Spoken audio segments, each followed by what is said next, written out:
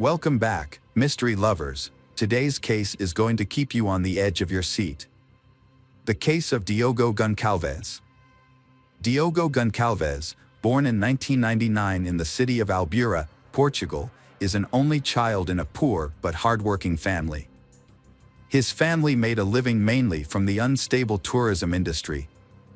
His parents always considered Diogo a good son. Those who knew him described Diogo as kind, responsible, hardworking, reliable, and very friendly. He enjoyed making friends and was close to his family. Diogo attended high school in his hometown. After graduating, he began studying computer science. To pay for his studies and living expenses, Diogo applied for a job at McDonald's in 2015, at the age of 16. When he was 17, his life suddenly took a major turn when his father suffered a stroke and fell into a vegetative state. That same year, while Diogo and his mother were trying to cope with his father's difficult situation, another tragedy occurred. Diogo's mother, who had always supported him in his studies and upbringing, was involved in a traffic accident. While she was on her way to work at the shopping mall where she worked as a cleaner, a car hit her, dragging her for several meters and causing her to die from her injuries. Although the driver fled, the police identified him and brought him to court. While Diogo awaited the verdict on the perpetrator of his mother's death, he had to move to a medical facility to receive the necessary care. His aunt, concerned about Diogo's situation, invited him to live with her, but the two had a serious disagreement. After a few weeks, they could no longer live together. Diogo told a friend about his situation, and the friend's parents offered him a room in their house in the Álbuera neighborhood. Here, Diogo was close to friends and people who helped him feel at home. Despite his young age, Diogo has shown an excellent ability to handle and overcome difficulties with patience and optimism. In 2017, at the age of 18, Diogo graduated with a degree in computer technology and completed a 6-month internship at Vila Vida Park, a top 5-star hotel. Diogo's abilities impressed the directors, and they offered him a job at the hotel as a technician. In 2018, Diogo decided to accept the offer and left the fast food chain where he had worked for almost a year as a shift manager.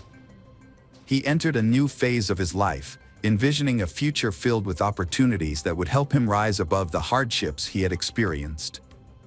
After working at the company for a while and contemplating brighter days, he decided to buy a car. Diogo got along well with his colleagues, especially a girl he had a crush on, Maria Malvero, a 19-year-old hotel security guard. Maria Malvero was born into a normal family and, like Diogo, has gone through many hardships. Her mother suffered from mental illness, and her father left when she was very young, leaving her never to see him again. Maria, who works in security, became interested in martial arts and started practicing karate. She dreamed of becoming a police officer but was rejected by the academy because of her tattoos. This frustrated her, and she decided to join the SEER Info training course, which specializes in training security guards for the private security sector. Diogo has feelings for Maria and has expressed them openly to her from the beginning, but she does not reciprocate and maintains a cold attitude. Diogo is very fond of Maria, so much so that he turns down an attractive job at the Sheraton hotel chain in Lisbon just because he does not want to be away from her. He often brings her meals while she is on duty. Over time, Diogo and Maria became close, and people around them saw them as a couple, although there was no romantic relationship between them. Maria told Diogo that she did not want a relationship with him because she had just gotten out of a toxic relationship with a naval officer. However, she kept in touch with Diogo, causing him to harbor hopes of a future with her. Diogo did not give up hope and always tried to be close to her and please her. One day, Diogo was devastated when he accidentally saw a video on social media of Maria kissing another girl. Diogo was upset because he thought she should have told him that she didn't like boys, which was why they would never be together. Diogo's best friend, Fabio, tried to reassure him by saying that girls sometimes do that, but Diogo didn't believe him and insisted that Maria had lied to him, which was why she refused to be with him. Despite his disappointment, Diogo and Maria remained friends, and Maria continued to accept his gifts and invitations to dates. Diogo tried to take her home several times, but she always told him that her roommate had a jealous boyfriend and she didn't want to let another man into her apartment. Time passed, and in December 2019, Diogo was informed that he would finally receive compensation for his mother's death, which had occurred 3 years earlier. After receiving the sum of 70,000 euros, the young man decided it was time to buy a house so that he would no longer have to pay rent. Diogo shared the news of his mother's insurance money with Maria. A few weeks later, Maria decided to quit her job at the hotel. She said that she could no longer bear the comments of her colleagues about her alleged relationship with Diogo. Maria also justified it by saying that she wanted to spend more time with her mother, who needed more attention because of her mental illness. At that time, Diogo had no reason to doubt Maria's words. However, later events showed that her decision to quit her job at the hotel was for darker reasons, and that is when the third character in the story, Mariana, 20, appears. She works as a nurse at the hospital and has a stable relationship with Maria. Maria and Mariana live together at Mariana's parents' house, as they are not yet financially stable enough to have their own house where they can enjoy their relationship. This is exactly Maria's plan when she learns about the large amount of money that Diogo will receive. From that moment on, Maria begins to get closer to Diogo. It turns out that Maria has shared information with Mariana, and together they decide to trick Diogo into gaining access to his bank account data and steal the money he received. The problem arises when one day, after being rejected by Maria several times, Maria suddenly tells Diogo that she wants to spend a romantic evening with him. This was truly a gift for Diogo. He couldn't believe his ears. After waiting so long, the thought of being with the girl he loved made him extremely happy. The meeting was set for Friday evening, March 20th, 2020. Diogo was delighted and had no idea why the girl suddenly changed her mind.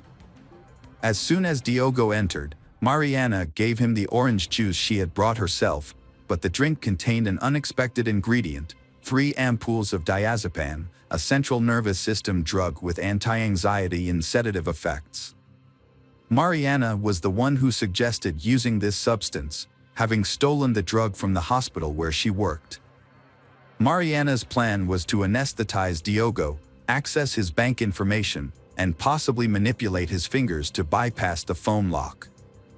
Mariana is said to have waited in a car outside the house while her friend carried out the plan. She even texted Maria several times to see if the drug was working, as it took longer than she had anticipated. The situation inside the house became increasingly tense. Diogo did not understand what was happening and began to get anxious. Maria then tried to calm him down by promising to dance erotically, but first, she had to tie him to a table. After being in that position for a few minutes, Diogo panicked and asked Maria to let him go, but she became aggressive and began to beat Diogo. Using her martial arts skills, Maria overpowered Diogo, knocked him to the floor, and wrapped her arms around his neck, preventing him from breathing. According to Mariana, Maria then told her to go inside the apartment, and when she entered, she found Diogo lying on the floor. Mariana asked Maria what happened and criticized her for going off plan. The original plan was just to steal the key and take his money. When Diogo was unresponsive, Mariana performed CPR. However, when he regained consciousness, he became very agitated and tried to attack Mariana. In response to Diogo's reaction, Maria overpowered him by grabbing him from behind, throwing him to the floor, and strangling him again. Diogo lost his life at the hands of the girl he loved. His body was found in Maria and Mariana's living room, and soon after, they began their evil plan. They cut off his thumb and index finger to unlock his phone, log into the mobile payment app, and transfer money. This process lasted for several days due to the daily transaction limit at that time. Since Diogo was scheduled to go to work the next day, Maria and Mariana devised a plan to prevent Diogo's co-workers from discovering his absence. Maria and Mariana impersonated Diogo to text one of his co-workers. The colleague received a message from Diogo's number, saying that he would not be able to come to work and needed a replacement. However, this message seemed like an unannounced absence, which was unlike Diogo, who did not like to change shifts, so the message felt strange to the colleague. The colleague then asked Diogo if there was a problem and was told that everything was fine. The conversation with the hotel staff and people close to Diogo continued throughout Friday and part of Saturday, but these messages were increasingly uncharacteristic of him. On Saturday morning, Diogo's boss received a text message saying that he would not be returning to work because he had met a French woman and was moving in with her. This story seemed very strange to the boss because Diogo was a responsible person and would never quit his job so suddenly. In search of answers, the boss started calling Diogo, but he did not answer. He then received another message saying that he was not well enough to talk on the phone. Diogo's boss replied that he could only calm down if they could talk. He wanted to hear his voice and his explanation for what was happening. The reactions of Diogo's relatives to the messages Maria and Mariana sent convinced the girls to change their plans to explain their boyfriend's sudden disappearance. They decided to make it seem as if Diogo had decided to end his life and planned to dismember his body to get rid of the evidence. Maria later claimed that they were inspired by the TV show Dexter, about a forensic scientist who kills criminals and evades justice by removing traces of his crimes by dismembering his victims. After carrying out their evil plot, they stuffed Diogo's body into a trash bag and put it in the trunk of their car. They went to an ATM and shopped at a mall, where their hugs and laughter were captured on security cameras. They then went to a resident's house to begin dismembering the victim. Finally, Maria and Mariana placed Diogo's body in a black bag and put the rest of the body in a container. Meanwhile, at Mariana's parents' house, Diogo's friends launched a campaign to report him missing and contacted the authorities. They had to wait the required 48 hours to officially declare him missing. Maria and Mariana then left the house. Maria drove Diogo's car to the cliffs near the San Vicente lighthouse in Cabo. Mariana followed Maria in her car. At around 2 p.m. that same day, Mariana threw Diogo's body off the cliff. She then left Diogo's car nearby. They thought that this way they could make it look like Diogo had committed suicide. Maria had no idea that instead of falling into the sea, the body would get stuck on a rock. They then left together in Mariana's car. They drove about 7 kilometers in 12 minutes to the Inferno Dago waterfall in the town of Tavira, where they threw Diogo's remains into the water. Shortly thereafter, Diogo's car was discovered in a parking lot near the Cabo de São Vicente lighthouse. According to multiple sources, 2 laptops were found in the car. Police were called to the scene and conducted a search on both land and sea. As a result, the body of a young man was discovered, partially covered by a black trash bag. At the same time, at another location on the coast, a French couple was stunned to discover Diogo's head. Diogo's hands and feet were also found after a thorough police search. Investigators said the circumstances of Diogo's death were strange. He was brutally murdered despite being a quiet person who did not associate with people of questionable reputation. Investigators could not find any hostile forces against Diogo. The police continued to investigate and soon discovered that Diogo had received a large inheritance after the death of his mother. Through the wire transfer investigation, they discovered that a large sum of money had been transferred from Diogo's account to Maria. Detectives tracked down Maria to find out why Diogo's money had ended up in her hands. Maria tried to convince the police that she had killed Diogo because he had abused her. Maria claimed that was the reason she had left the hotel before the incident. However, when police examined text messages between the victim and Maria, they found this was not true. Maria said that she and Diogo had become close after she left her job.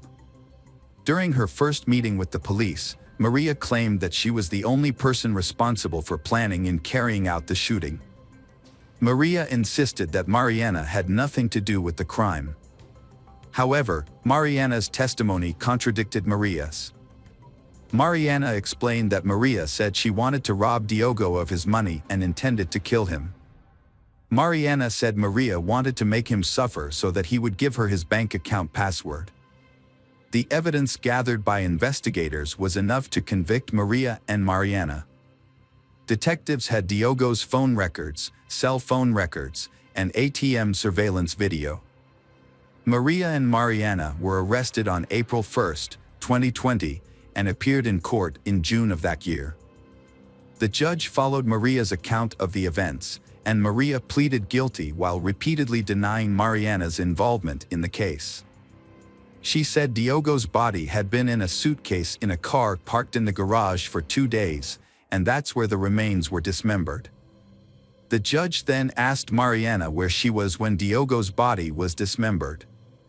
It was notable that the joints of the body were separated with great precision.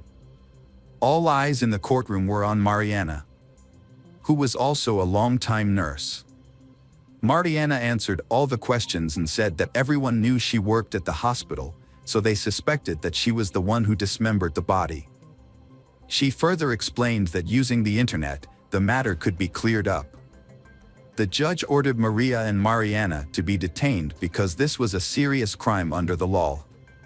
The crime was committed in a cold, calculated, reckless, and extremely cruel manner. A few months later, the trial took place on February 24, 2021. In her testimony at the trial on February 26, 2021, Maria stated that she initially sought revenge on Diogo for his violent behavior but did not intend to kill him. She admitted that her goal was to humiliate him. Maria also confirmed that her friend had no connection with Diogo and did not know about the murder. Maria argued that her actions were not motivated by Diogo's money. In addition, Maria and Mariana attended the trial together but avoided looking at each other. It was rumored that after their arrest and imprisonment, they ended their relationship. On April 27, 2021, the court delivered its verdict. Maria was found guilty of aggravated murder, complicity in indignity to a corpse, robbery, unlawful access, fraud, carjacking, and illegal possession of a weapon. She was sentenced to 25 years in prison and ordered to pay €265,000 in compensation to Diogo's father. Mariana was acquitted of murder but convicted of desecration of a corpse, complicity, and fraud. She was sentenced to 4 years in prison for these charges. However, she was released because the charges she was convicted of did not require pre-trial detention until the final verdict was delivered. The court determined that Mariana's attempt to revive Diogo showed that she had no intention of killing him. The judge took into account Mariana's confession, in which she accepted full responsibility for her actions. Despite this, the Portuguese public disagreed with the verdict, considering Mariana as guilty as Maria of the crimes against Diogo. After the verdict, Mariana left the court through the back door, where her father, who had attended all the hearings, was waiting for her. Neither Mariana nor her father would speak to reporters. Hello again, true crime fans, we've got another mysterious case to explore. The case of Annie Lee. Annie Lee was born on July 3, 1985, in San Jose, California, to Vivian Van Lee and Hogan Lee, Vietnamese immigrants. As an only child, Annie demonstrated exceptional intelligence and talent from an early age, consistently excelling in her studies and being considered the top student in her school. Annie's favorite subjects were chemistry and biology. Her teachers believed she had a bright future in science, with some even predicting she might one day win a Nobel Prize.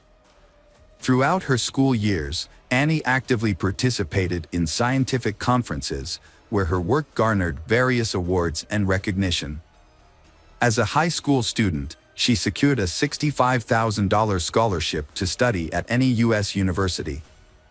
Annie chose the University of Rochester in New York, where she studied cellular development biology and medical anthropology. She later enrolled in Yale University's graduate school, working in a scientific laboratory and pursuing a doctoral degree in chemistry and biology. Annie's dissertation focused on the study of diseases caused by metabolic disorders. During her time working in the laboratory, she gained much research knowledge, which contributed to the treatment of diabetes and certain types of cancer. Annie, a student at the University of Rochester in New York, while pursuing her studies, met Jonathan Widowski, a fellow student and promising scientist. The two quickly dating, and their parents were pleased with their relationship. After graduating, Annie moved to New Haven, Connecticut, to attend Yale, while Jonathan chose to pursue his studies at Columbia University in New York. Despite the distance, the couple maintained their romance, visiting each other every weekend and making plans for their future. In the summer of 2009, Jonathan proposed to Annie with a beautiful diamond ring, and she happily accepted. They set their wedding date for Sunday, September 13, 2009. Initially, they only shared the news with their parents and close friends, keeping their colleagues in the dark. It wasn't until a week before the wedding, on September 6, that Annie sent out emails to friends and colleagues, announcing their upcoming marriage and a wedding invitation.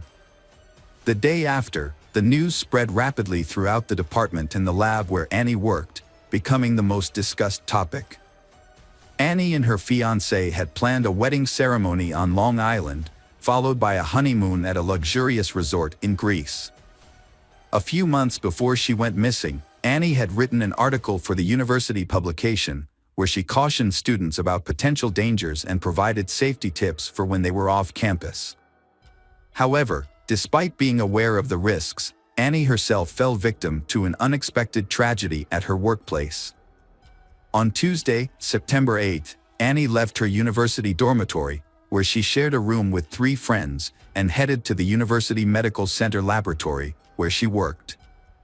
The laboratory building, located on Amistad Street, has restricted access and requires a pass and special key card for entry and movement within the premises. A CCTV camera at the entrance captured Annie entering the building around 10 o'clock that morning. She went to her office, changed her clothes, stored her personal belongings, put on a medical coat, locked the door, and proceeded to the biolab. However, Annie never returned to her office that day and seemed to vanish in the corridors. Unfortunately, no one ever saw her alive again. On the evening Annie went missing, her dormitory neighbors were the first to discover the incident.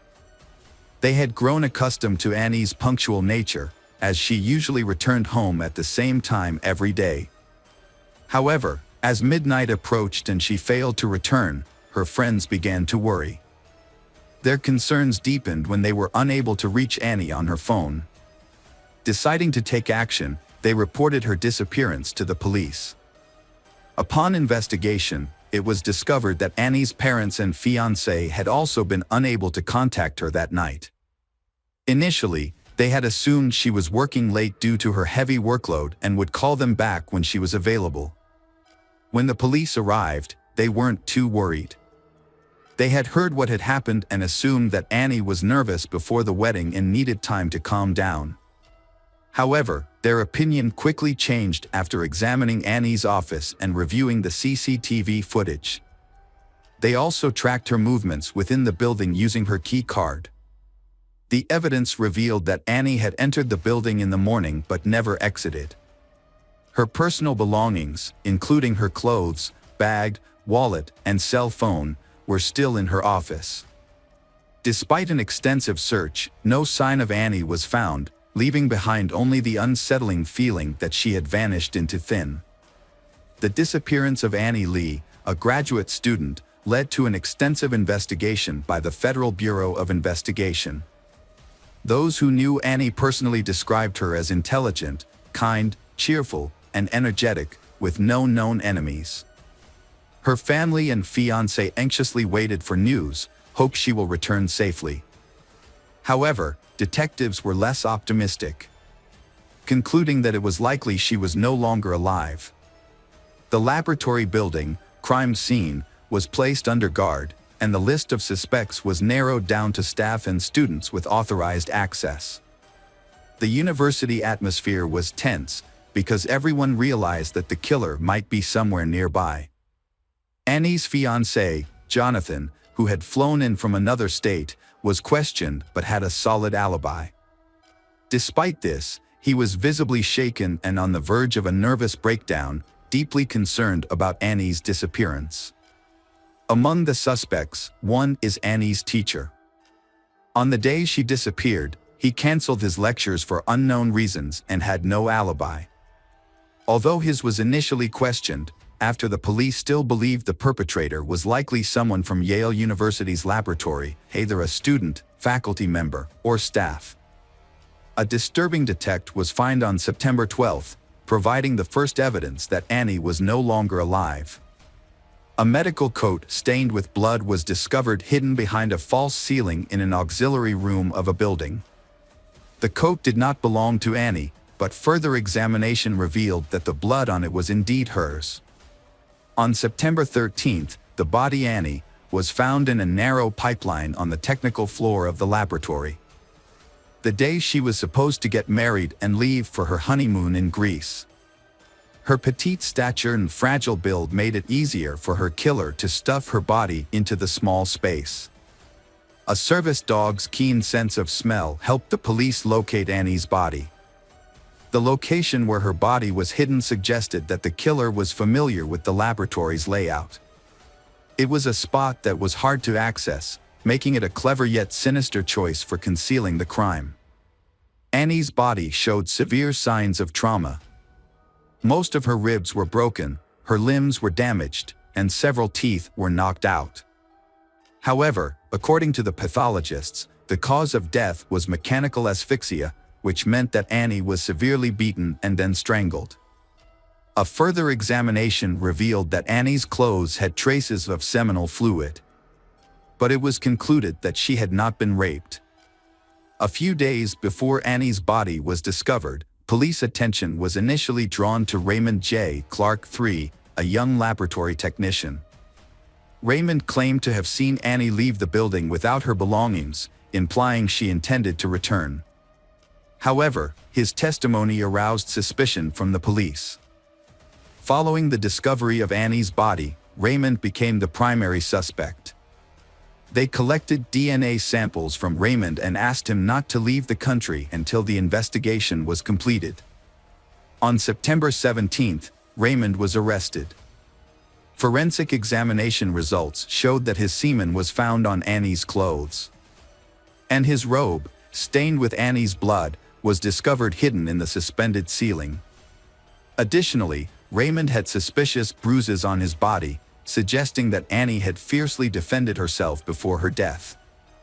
Despite the incriminating evidence, Raymond denied any involvement in the crime. Further investigation showed that Raymond was a very hot-tempered person, easily angered and often had workplace conflicts. He frequently engaged in verbal altercations with colleagues and had a reputation for being cruel, having physically abused women he had relationships with in the past. Raymond did not excel academically, but he stood out as a promising athlete in school. He is known for his handsome looks and has a strong appeal to women.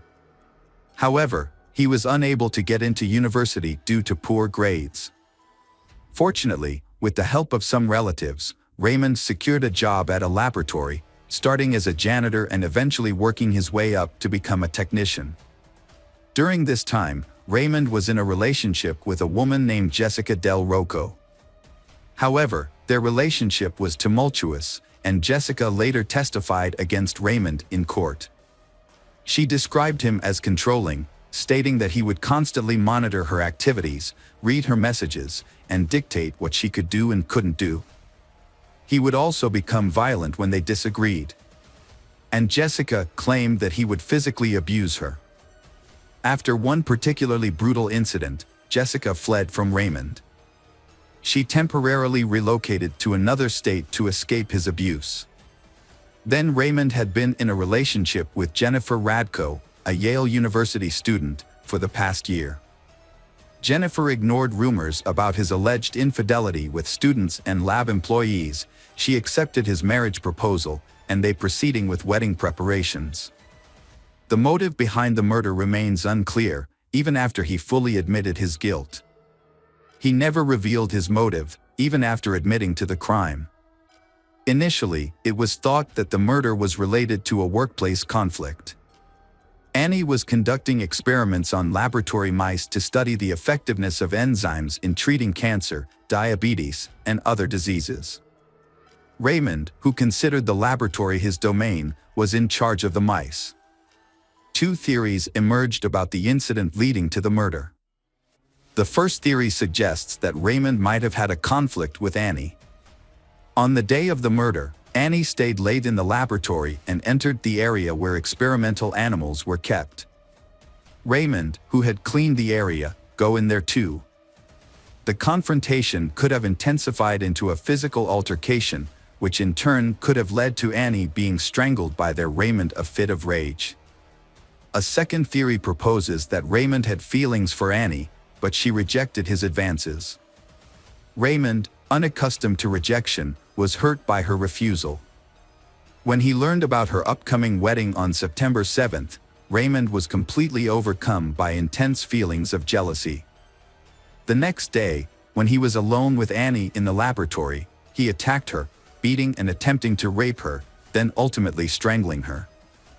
This theory explains the appearance of seminal fluid on Annie's clothes. The case gained widespread media attention from the start. The victim was a promising young scientist, and the crime was committed on campus.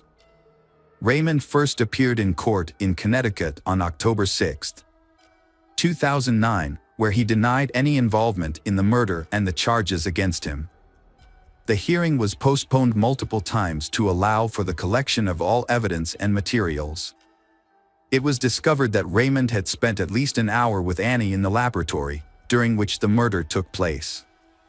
In an attempt to mislead investigators, Raymond used his key card over 50 times at various locations, eventually making his way to the technical floor.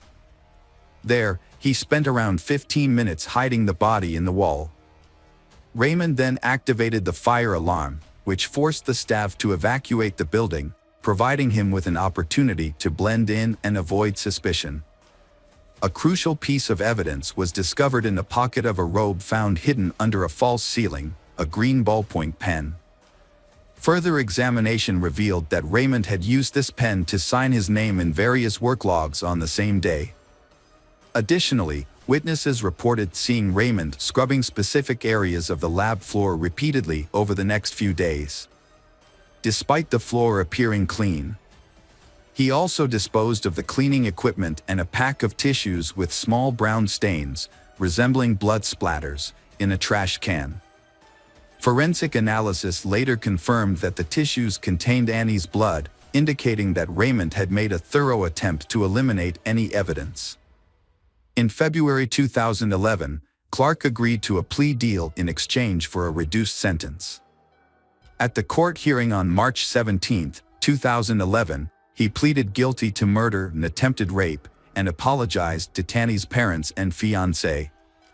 However, Raymond never revealed the details of the incident leading up to the murder or his motivation for the crime.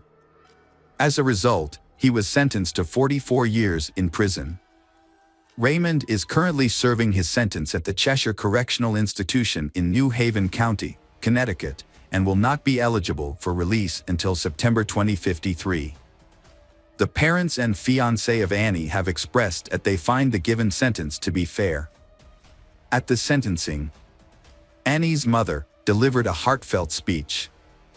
With tears in her eyes, she expressed that she would never get the opportunity to hold her daughter again, witness her marriage, hear her laughter, or enjoy the presence of her grandchildren. She said goodbye to her child, whom she cherished as the greatest gift from God. Hey detectives! Welcome back. We've got another mysterious case to explore. The case of Tanya McKinley. Tanya McKinley was born on January 25, 1961, in the small town of Milton, Florida. She grew up in a loving family and was very close to her older sister. After graduating from high school, Tanya decided to move to Pensacola, a town about 25 miles away from her hometown. She pursued a career in the medical field. Tanya moved to a new city with her cousin Vanita, and they shared an apartment. After moving in, Tanya met a man named James, and they began dating. They eventually moved in together and had a son, Timothy, in 1983. Although Tanya was happy to be a mother, her relationship with James was troubled. They argued frequently, and about a year after their son was born, they decided to go their separate ways. By the end of 1984, Tanya was temporarily living with Vanita, who was now married with 2 children. Tanya planned to find her own place as soon as possible. On New Year's Eve, Tanya, Vanita, and her husband decided to celebrate at a local bar. They left their children at a late-night daycare. Around midnight, Vanita and her husband were getting ready to leave, but Tanya wanted to stay a little longer. Since the daycare closed at 1 a.m., Vanita agreed to pick up Tanya's son, allowing Tanya to stay at the bar. Before leaving, Vanita asked Tanya how she planned to get home, since they had driven there together. Tanya replied that she would get a ride from their acquaintance at the bar. However, when Vanita woke up on January 1st, she found that Tanya had not yet returned home. At first, Vanita thought Tanya might have slept over with a friend, so she was not too worried. Then, Vanita's mother-in-law arrived with heartbreaking news. Tanya had been found dead around 3 a.m. A Pensacola resident was on her way to the vet with her daughter. While driving, her daughter pointed out a person on the side of the road. Pensacola thought it might be a mannequin, but when she got out to check, she discovered it was a human body.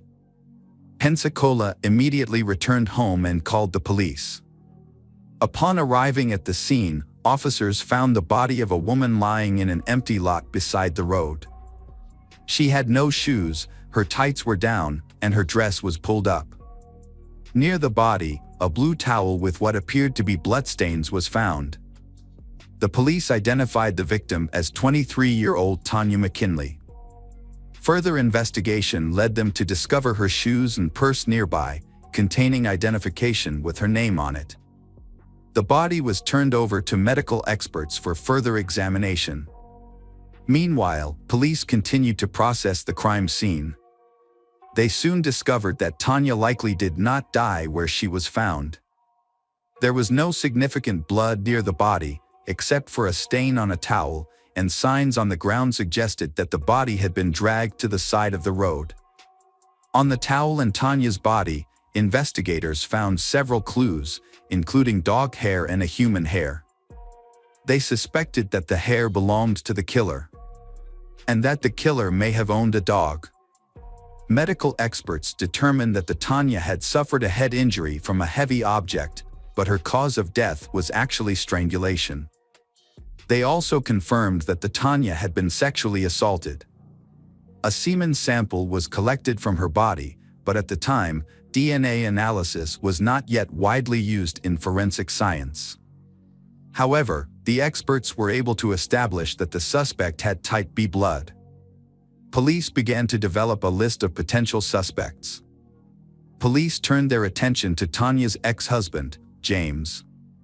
After talking to Tanya's family and friends, police discovered that James and Tanya had argued frequently before and after the birth of their son.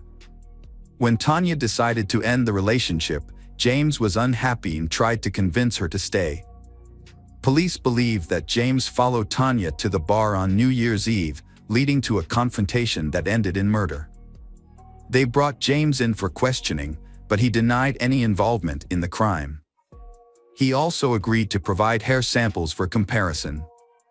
Although experts were unable to extract DNA from the samples, they were able to compare the hairs under a microscope. The results showed that James' hair was significantly different from the hair found on Tanya's body and the towel. As a result, the police temporarily ruled him out as a suspect. Police focused on everyone who was at the bar on New Year's Eve. They asked Vanita if she had noticed anyone acting strangely or aggressively toward Tanya, but she said the evening had gone off without incident. Police also discovered that after Tanya split from her ex-husband, she had started dating a man named Kurt, who was a bartender at the bar where she spent New Year's Eve. Kurt was working the night of the murder. When questioned, Kurt denied any involvement in the crime, claiming he had gone to a New Year's party with friends after his shift.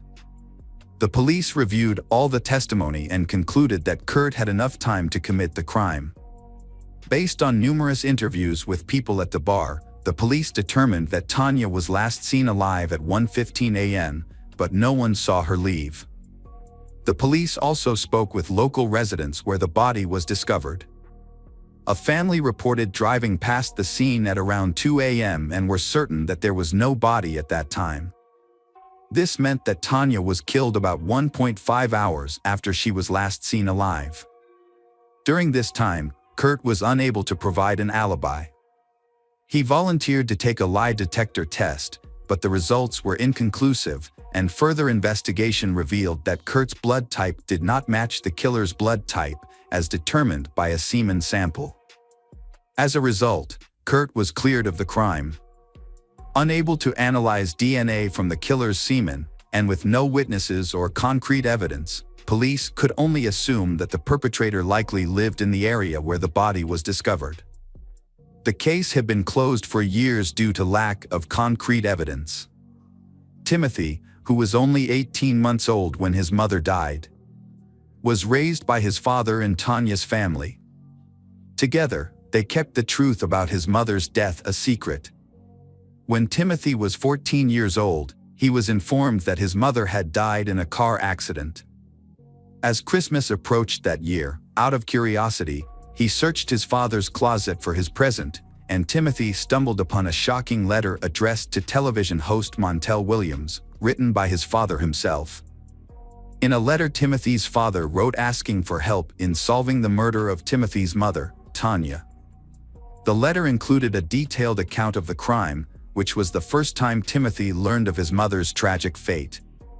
Years later, in the early 2000s, police reopened Tanya's case, hoping that advances in DNA technology might help identify the killer. Police sent all available evidence to a lab for analysis.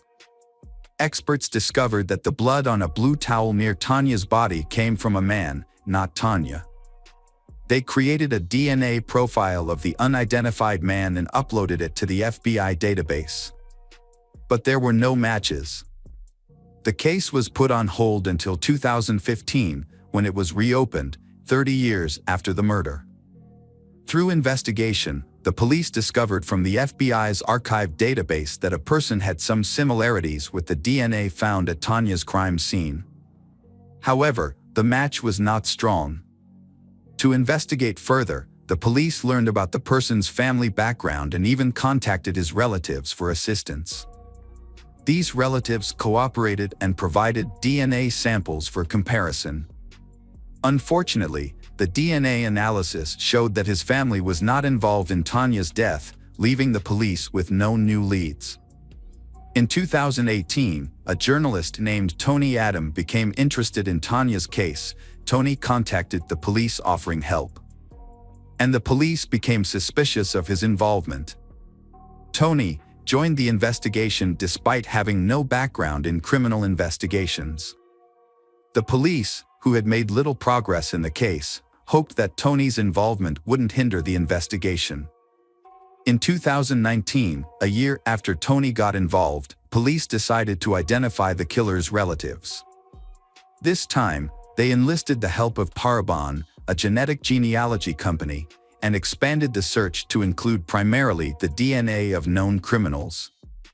Parabon expanded its search to public genetic databases, which were much larger in scope. Unlike DNA evidence collected from a crime scene, these databases contain DNA samples that people have voluntarily uploaded to find relatives. To find the killer, experts used a process of elimination, carefully analyzing the family trees of potential relatives to identify someone who matched their suspect's criteria. They were looking for a man who was at least old enough to have committed the crime in 1985 and had a connection to the area where the crime was committed. In 2020, police identified a suspect in Tanya's murder. Daniel Wells, 57, had been arrested in the late 1980s for assault and indecent exposure. At the time, he was living in Pensacola, working as a carpenter and living with his wife and children. But to confirm whether Daniel was actually the killer, detectives needed to compare his DNA to the profile they collected from the crime scene. To prevent Daniel from fleeing, the police approached cautiously. They kept watch, waiting for an opportunity to collect a DNA sample from him without arousing Daniel's suspicion. Daniel threw a cigarette butt out of the car window near his workplace. The police collected the cigarette butt and immediately sent it to the lab for analysis. Experts extracted DNA from the saliva on the filter and compared it to the DNA of the killer in the Tanya case. The results were a match. The police eventually identified Daniel as the culprit and arrested him the same day. Despite the DNA test results, the police still tried to get Daniel to confess. They arranged for a patrol officer to stop Daniel's car under the pretext of doing a routine ID check. Detectives then approached Daniel, informing him that he needed to accompany them to the station without providing any further explanation. By withholding information, they intentionally kept Daniel in suspense, allowing them to proceed with the investigation cautiously. The police approached Daniel, informing him that he needed to come with them to the police station without further explanation. During the investigation, the detectives slowly steered the conversation toward Tanya's murder, asking Daniel about his whereabouts on the night of the murder. At first, he claimed to have never seen Tanya. However, when the detectives revealed that his DNA was found at the crime scene, his story began to unfold. As the questioning continued, Daniel's denials became increasingly unconvincing, and he grew more and more agitated. Detectives made it clear that the DNA evidence was irrefutable and that he would face consequences for his actions. As the interrogation continued, Daniel denied his guilt and became increasingly agitated. The police said the DNA evidence was incontrovertible and he would face the consequences for his actions. Faced with the evidence, Daniel finally broke down and began to speak. He and Tanya went to his house, where they had sex after drinking. However, an argument broke out, the argument escalated, and in a fit of rage, Daniel picked up a heavy wooden cutting board and hit Tanya over the head. When he realized she was dead, Daniel panicked and dumped her body in a location where it was later discovered. On his way back, Daniel discarded the Tanya's belongings and returned home. When questioned about the dog hairs found on the Tanya's clothes and towel, he attributed them to his roommate's black Labrador. Contrary to Daniel's claim that Tanya died from a head injury, the medical evidence clearly showed that the cause of death was strangulation. In a possible chain of events, Daniel struck Tanya in the head, but when he realized she was still alive, he resorted to strangling her. The police gathered enough evidence to arrest him for murder.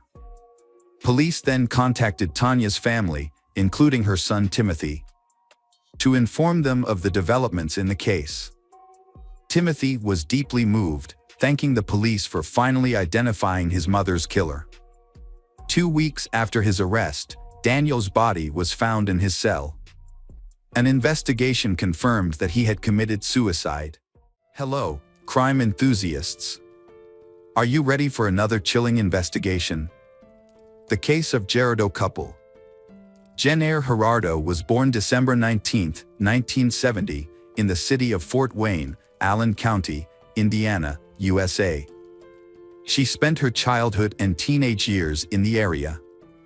Jenner graduated from Bishop Luers High School, where she achieved excellent results in advanced courses. She then attended Purdue University at Indianapolis, studying communication and actively participating in the theater arts program. Later, she continued her communication studies at Butler University. Jen Eyre earned a Bachelor of Arts degree in Communication and Theater Arts. Throughout her career, she worked in marketing for various Indiana companies, including roles in Carmel and Indianapolis. Notably, she served as marketing manager at Cercier Instrumentation for several years. In the summer of 1986, Jen Eyre met Mark Gerardo in Fort Wayne, Indiana. At the time, they were both teenagers, and Jen Eyre was working at a local Taco Bell. Mark was immediately drawn to her, captivated by her striking blue eyes and bright smile. Mark was initially unable to express his feelings to Jen Eyre.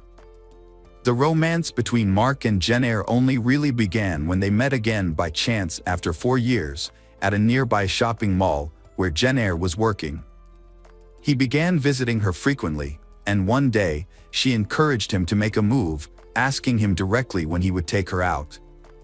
Jen Eyre's confidence and willingness to speak her mind drew Mark to her.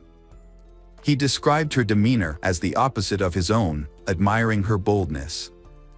Melissa Murphy, a childhood friend of Jen Eyre's, recalled how excited Jen Eyre was when she first met Mark, saying Jen Eyre was convinced he was the one and would do anything for him.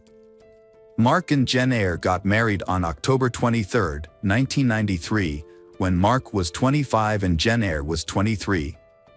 Their relationship, which began in adolescence, continued to flourish into adulthood.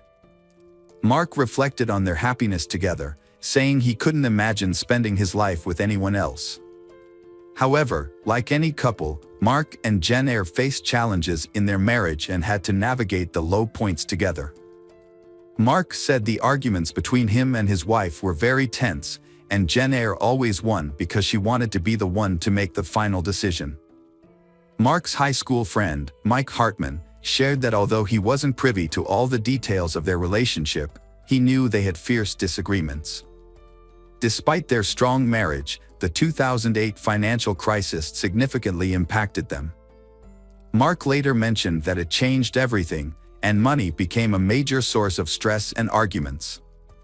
In November 2011, they relocated to Greenville, South Carolina, where they found new marketing jobs. Exploring the state's beautiful landscapes brought them closer together, and their marriage experienced a renewal. However, their renewed life came to a halt in 2017. Jen Eyre lost her job, leaving her struggling to find a new one, and she was no longer the strong, confident woman she once was. Around this time, the couple felt it was time for a change and a fresh start. They decided to move to Delaware, and Mark began looking for a job right away. He came across a job posting at the University of Delaware for a creative director in the marketing department, a role that would come with supervisory responsibilities. Mark emailed his application and quickly received a response from a woman 15 years his junior, who would be his supervisor if he got the job. She invited him for an interview. Initially, Mark was nervous about working under someone 15 years younger than him, but his worries soon disappeared after meeting Meredith Chapman. This was their first encounter. At the time, Meredith was 33 years old and originally from Pennsylvania. She had graduated from the University of Delaware with a bachelor's in communication and a master's in education. She was married to Luke, a former New York City councilman, and they lived in Fairfield Crest, Delaware, with their dog Indy. The couple had married in 2009. During his interview, Mark was immediately drawn to Meredith's beauty and intelligence. He recalled thinking, "I have to work for this person," within 5 minutes of sitting across from her. He found her articulate, energetic, and passionate about her job, and was impressed by her accomplishments at such a young age. Meredith seemed impressed by Mark, as she immediately offered him the job. Mark gratefully accepted the offer and moved to Wilmington, Delaware in November 2017. His wife, Jen Eyre, stayed behind in South Carolina to lease out their home. Mark was excited about the new opportunity and the chance to advance his career. Unbeknownst to him, this marked the start of the demise of his marriage to Jen Eyre. Mark spent 45 days living alone in Delaware, getting to know Meredith better. They discovered they had a lot in common, and she invited him out for a drink one evening. Mark found it easy to talk to Meredith and opened up to her about his marriage to Jen Eyre, sharing some of his personal struggles. He also told her about the loss of his parents and brother. Mark was unaware of what was happening between him and Meredith at first. Mark stated that he really hadn't known what was happening. He admits that he feels affection for Meredith and expresses that being with her is a wonderful experience. After their dinner date, he started to understand his feelings and realized he was attracted to her. As Mark spent more time with Meredith, the issues in his marriage became more apparent. He began to compare Meredith to his wife, noting that Meredith praised him and made him feel appreciated, which was something his wife never did. Mark was really touched by Meredith's compliments. Mark was deeply attracted to Meredith, but he felt guilty about betraying his wife. As a result, he initially attempted to end his relationship with Meredith. However, he couldn't shake off the feelings he had developed for her, especially after learning that Meredith was unhappy in her own 9-year marriage. Mark explains that his relationship with Meredith is great, which made it difficult for him to shut down the relationship. He wanted to understand what drew them together. Before Jen Eyre joined her husband in Delaware, Mark and Meredith had already confessed their love for each other. Mark felt it was natural to express his love for Meredith, as the feeling was powerful. In December 2017, Jen Eyre moved north and noticed Mark's distant behavior. She soon confronted him, sensing that he might be involved with another woman. Jen Eyre asked Mark what was going on with him and said that he was acting different. Jen Eyre specifically mentioned Meredith because Mark often mentioned her when discussing new job. Although Mark initially denied the affair, Jen Eyre continued to question him, aware that something was amiss between him and Meredith. She began to closely monitor his activities. Mark is confused as to why Jen Eyre knows the private aspects of his affair with Meredith. Around Valentine's Day in 2008, Jen Eyre collected evidence that her husband was having an affair. However, this came at a cost. Mark discovered that Jen Eyre had hired a company to hack into his phone, allowing her to read his texts, view his photos, and access his call records with Meredith. Mark confessed to Jen Eyre that he had developed feelings for Meredith, unable to continue the deception. Jen Eyre, heartbroken, but determined to save their marriage, asked Mark to attend marriage counseling with her, and he agreed. However, during their second session, Mark discovered a recording device hidden in his jacket. Initially thinking it was an anti-theft device, he realized it was actively recording him. Furious, Mark confronted Jen Eyre. She claimed she wanted to understand the extent of his relationship with Meredith and suspected they were planning something together. This has been marked the beginning of the end for Mark and Jen Eyre's marriage. Mark eventually told Jen Eyre that he intended to file for divorce in May 2018, once he had met the residency requirements in Delaware and could leave their shared home. During this period, Meredith Chapman's life was on an upward trajectory. She had landed a new role as assistant vice president at Villanova University in Pennsylvania and relocated to Radnor Township. Meanwhile, her marriage was coming to an end, paving the way for her to pursue a relationship with Mark. As Meredith and Mark's relationship deepened, Jen Eyre, was Mark's wife at that time, began consulting with divorce coach Sheila Brennan. Jen Eyre was struggling with feelings of bitterness and anger, stemming from being replaced by a younger woman. Her concerns were compounded by financial uncertainty, having moved north without securing a new job. Jen Eyre's situation continued to deteriorate, ultimately taking a toll on her mental health. Mark noticed her distress and suggested that she see a psychiatrist for professional help. He also encouraged her to reach out to family and friends, as she had mentioned suicidal thoughts and even threatened to jump out of a window. Mark stated that Jen Eyre appeared to have come to terms with their upcoming divorce. She walked up to him with a list of things she wanted him to do in the weeks before he officially moved out. Her requests included activities such as going on hikes, having dinner together, and generally spending quality time as a couple. Mark agreed to fulfill her requests, thinking it would help Jen Eyre be in a better emotional state. During this time, Jen Eyre appeared to be acting normally, although she would occasionally become emotional and break down in tears. Over the next few weeks, Jen Eyre started posting on the app Nextdoor.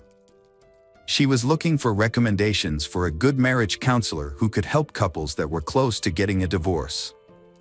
In her post, Jen Eyre specified that they needed a counselor with extensive education and experience in handling complex issues such as infidelity, depression, traumatic experiences, and child-parent dynamics.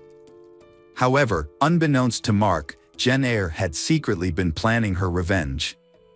On the night of April 23, 2018, Mark and his wife Jen Eyre were scheduled to meet at a restaurant to discuss their divorce agreement. However, Jen Eyre sent Mark a series of messages, first saying she was running late, then telling him to go home as she wouldn't make it to the. Mark got up to leave, but minutes later, he received a disturbing picture from Jen Eyre, an image of trash with a condom in the middle.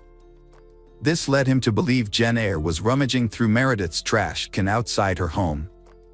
More text messages followed, including one that said he had ruined co-life. Jen Eyre's next messages were even more ominous, saying she hoped he never found happiness and she had said goodbye to Mark. Alarmed and fearing for Meredith's safety, Mark tried to contact Meredith multiple times, but all his calls and texts went unanswered. Worried about a confrontation between Jen Eyre and Meredith, Mark rushed to Meredith's house. What he found was far more horrific than he had anticipated. Upon arrival, he discovered Meredith lying face down on her kitchen floor. Around her head was a pool of blood.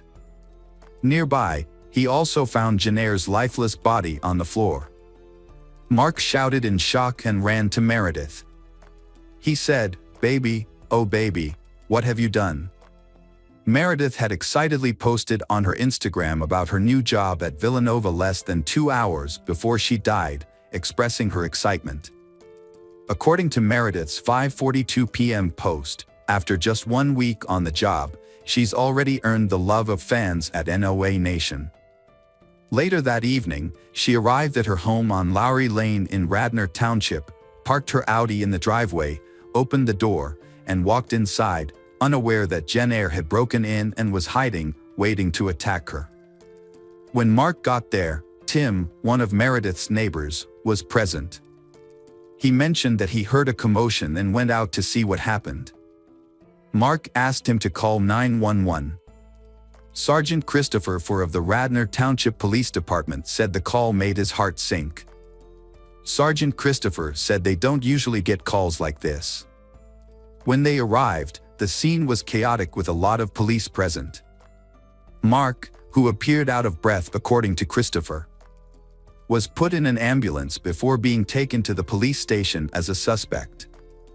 After questioning Mark and discovering that the gun used in the 2 deaths was under Jen Eyre's body, the police concluded that Jen Eyre had broken into Meredith's home, killed her, and then committed suicide.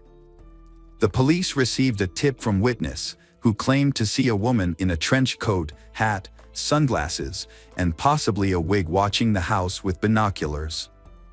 They also found a set of car keys at the crime scene that were traced to a Cadillac rented by Jen Eyre. Mark was surprised to learn about the Cadillac. He said he learned most of this from the police and the news. Jen Eyre had rented the car 2 weeks before the incident, and it was parked just outside their apartment. Mark continued his investigation by examining his wife's bank statements, phone records, and computer backups, discovering that she was leading a double life. After Mark confessed to his affair shortly after Valentine's Day, he found out that Jen Eyre had opened a secret bank account and credit cards. She used these cards to buy audio surveillance equipment, a lock-picking kit, computer hacking software, and DNA testing kits for his clothes. Mark also revealed that she purchased advanced GPS tracking devices and attached them to both his and Meredith's cars. Mark stated that he had found over 400 images of private conversations between Meredith and him from text and Snapchat, and that Jen Eyre would access his phone in the middle of the night. On March 20, 2018, 5 weeks before committing the murder, Jen Eyre bought the gun she used in the murder and suicide. Her credit card statements showed that she practiced shooting the gun 3 times at a firing range. Mark claimed that Jen Eyre had secretly placed several recording devices in his clothes. He discovered files containing hundreds of hours of audio recordings his wife had not only recorded but also transcribed into notebooks. According to Mark, Jen Eyre had taken all his jackets and embedded multiple devices, constantly switching them in and out. Every day, she would remove a device, download the recorded content, and then sew it back into his jacket, repeating this process for weeks. It was revealed that on the night Jenner killed Meredith and herself, she emailed a letter to her family, chillingly explaining her motive. She had begun the letter weeks prior, dating her entries, and described how it was an act of revenge for what he had done to her, saying, "That's as simple as it gets." Dr. Robbie Ludwig, a psychotherapist who studied marriage-related homicides and Red Letter, suggested that Jen Eyre may have been driven to kill Meredith and herself because she could not bear losing Mark. Dr. Robin commented that, in his opinion, there was something about listening to the recordings that made Jen Eyre angry and upset. Dr. Robin went on to say that Jen Eyre found the strength to act because she believed that her suspicions about her husband's character were correct. However, when she became suicidal and lost hope in life, she became more dangerous. It seemed that she had arranged everything to make her husband suffer. In a TV interview with Dr. Ozark, Mark shared a shocking revelation. Jen Eyre had written a 15-page letter, confessing that if he had walked in on the crime scene, she would have killed him as well. He acknowledged that he had hurt Jen Eyre, and his greatest regret was making her feel trapped and without options. He deeply wished he could travel back in time and erase the hurt he had caused. He confessed that his love for Jen Eyre had remained strong and never disappeared. Mark explained that he drove by Meredith's house multiple times as a way to cope with his emotions and come to terms with what had happened, helping him to process his feelings and move on. Hi everyone, thanks for returning. Let's unravel another perplexing mystery. The case of Georgia Williams. Georgia Williams was born on September 17, 1995, in Telford, Shropshire, England. She grew up in a close and loving family with her parents, Lynette and Steve Williams, and her older sister Scarlett. From an early age, Georgia demonstrated a kind and thoughtful nature, consistently looking for ways to help others and make those around her happy. This admirable quality eventually becomes her weakness. Despite being bullied in middle school, but Georgia's life improved in high school. She made a group of friends and became a well-liked and popular student.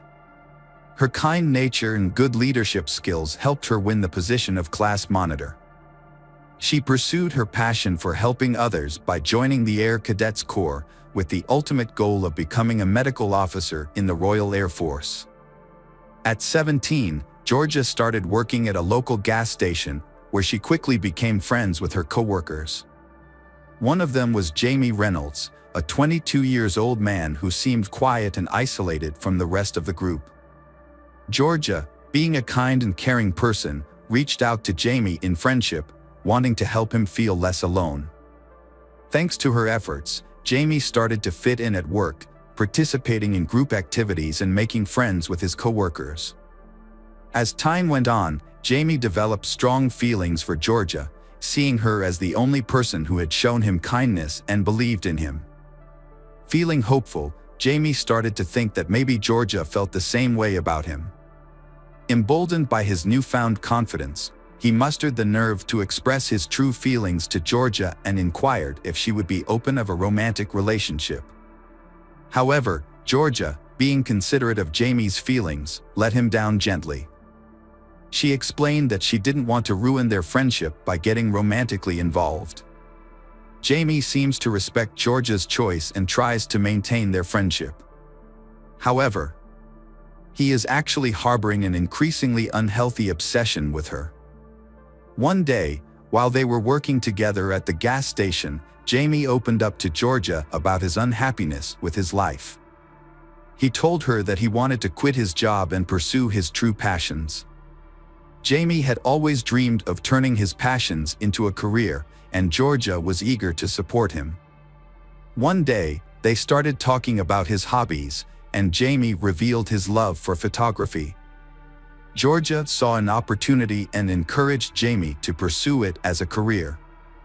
Excited about the idea, Jamie asked Georgia to help him create a professional portfolio and asked if she would be his first model. Georgia, being a good friend, agreed to help. They scheduled a photo shoot for Sunday, May 26, 2013, at Jamie's parents' house, with a few mutual friends joining in. However, as the day approached, Georgia found herself in a difficult situation. Her family was hosting a barbecue, and her grandparents, whom she hadn't seen in a long time, would be attending. Georgia thought about canceling the photo shoot at the last minute, but she didn't want to let Jamie down. She decided to keep her commitment and assured her family that she would only be a short drive away. She planned to quickly take a few photos and then return to her family's barbecue, hoping to make both her friend and family happy.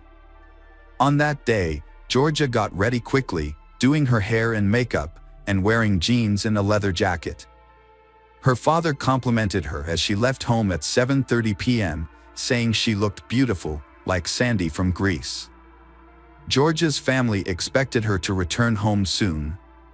However, as the hours went by and she didn't come home, her loved ones started to worry.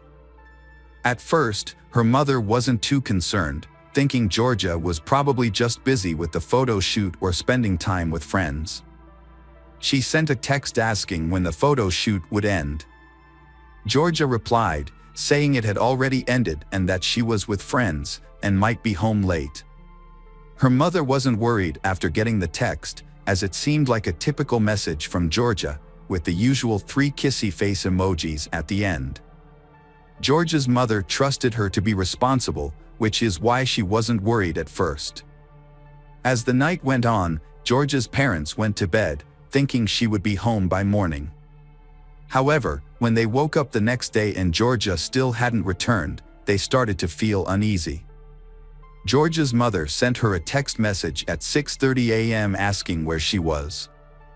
But it wasn't until 7:30 a.m. that a response arrived, saying George had spent the night at a friend's house and her phone battery was running out. The message said that if George didn't respond again, it was because her phone had died. George's mother was unaware that the messages were not written by her daughter. On May 27th, Georgia's parents thought she would come home after a music festival. They expected her to come home the next morning because she was excited about her first driving lesson. As the night went on and George didn't come home, her parents became more and more anxious. They stayed up late waiting for her, but there was no sign of her. They contacted relatives and friends to see if anyone had heard from George, but no one had seen or heard from her in days. This makes them even more insecure and unsure of what is going on. When Georgia failed to return home the next morning for her scheduled driving lesson, her family quickly reported her missing to the police. They gave the police all the information they had, but they only knew that Georgia had been to a photo shoot at Jamie Reynolds' home and nothing about her whereabouts after that. The police started investigating and focused on Jamie Reynolds. What they found out about him was alarming and raised concerns for Georgia's safety. It turns out that in 2008, Jamie got into trouble with the law for assaulting and attempting to strangle a teenager. Despite the seriousness of the incident, he was let off with a warning and not charged. When the police discovered this, they suspected Jamie even more and considered him the main suspect in Georgia's disappearance. They went to his home, but no one answered. They broke in. They searched the premises but couldn't find Jamie, so prompting a large-scale manhunt to track him down. After conducting a thorough investigation at the petrol station, it was clear that none of Jamie and George's co-workers had seen them. Their absence from work was unusual and raised concerns, as it was out of character for both of them. Although Jamie's parents were away on vacation, but they had already given the authorities key details about Jamie's van, such as its registration information. The police in Shropshire quickly shared this information with police agencies nationwide, asking them to be on the lookout for the van. Soon, authorities located Jamie in Glasgow, Scotland, which is 428 miles away from his home. His abrupt departure from the country, which came without warning, raised concerns and hinted at a potential problem. On May 30th, police in Glasgow arrested Jamie Reynolds at a local hotel due to suspicions of kidnapping Georgia. They immediately questioned him about Georgia's location, but Jamie claimed he didn't know where she was and provided no useful information to the investigators. He was then taken to Shropshire for more questioning. Meanwhile, Georgia's family and friends waited nervously for news, but what they heard about the investigation was deeply upsetting. The lack of progress was crushing, making their pain even worse. With Jamie in custody as the main suspect, the police searched his home for evidence. During the search, they found a camera with an SD card, but their hopes of finding important clues were crushed when they discovered that all the files had been deleted. The camera was sent to the police station for forensic analysis, where experts worked to recover the deleted files. Eventually, they managed to retrieve the data, revealed a shocking secret to the investigation. Among the recovered files are several images taken on the day Georgia went missing, providing a haunting look at she's final moments. The initial photos showed Georgia in normal poses at the start of the photo shoot, confirming she was at Jamie's residence that day. Although she appeared content and cooperative, it was clear Georgia had no idea about Jamie's sinister intentions. Sadly, she unintentionally entered a hazardous situation without realizing the risks, which ultimately led to her tragic death. As authorities went through the images, the tone became increasingly dark and unsettling. Subsequent photos reveal a series of harrowing incidents, depicting a distressed Georgia stripped of her clothes, standing weakly on a red recycling bin. Her hands appear to be tied behind her back with a rope hanging ominously above her. The footage captured Jamie Reynolds' horrific act. He filmed Georgia's final moments, showing her desperate struggle for breath. He later committed heinous acts of necrophilia, violating her lifeless body in various rooms of the house. Jamie's parents' bed was where he further compounded the horror. He took hundreds of additional photos showing Georgia in degrading positions, documenting his depravity. He stripped her of her jewelry, keeping them as trophies of his horrific crime. The police conducted a thorough search of Jamie's home and found a large collection of explicit photographs and videos, including content that depicted extreme violence, sexual assault, and murder. It was discovered that Jamie was not only in possession of these materials, but also actively involved in creating content that featured violent acts. Jamie's parents were alerted to their son's disturbing interests and immediately ended their vacation to meet with authorities. They revealed that Jamie had been exposed to violent and explicit content from the age of 14. It is possible that he was exposed to such content even earlier. Although his parents tried to intervene by blocking access to certain websites, Jamie found a way to circumvent their efforts. At the age of 14, he contacted the internet provider and set up his own private Wi-Fi connection, which allowed him to continue accessing the blocked websites without his parents' knowledge. When Jamie's parents first found out he was watching these videos, they became worried and contacted the police and Child Protective Services. However, the authorities said they couldn't take any action because watching such content wasn't against the law.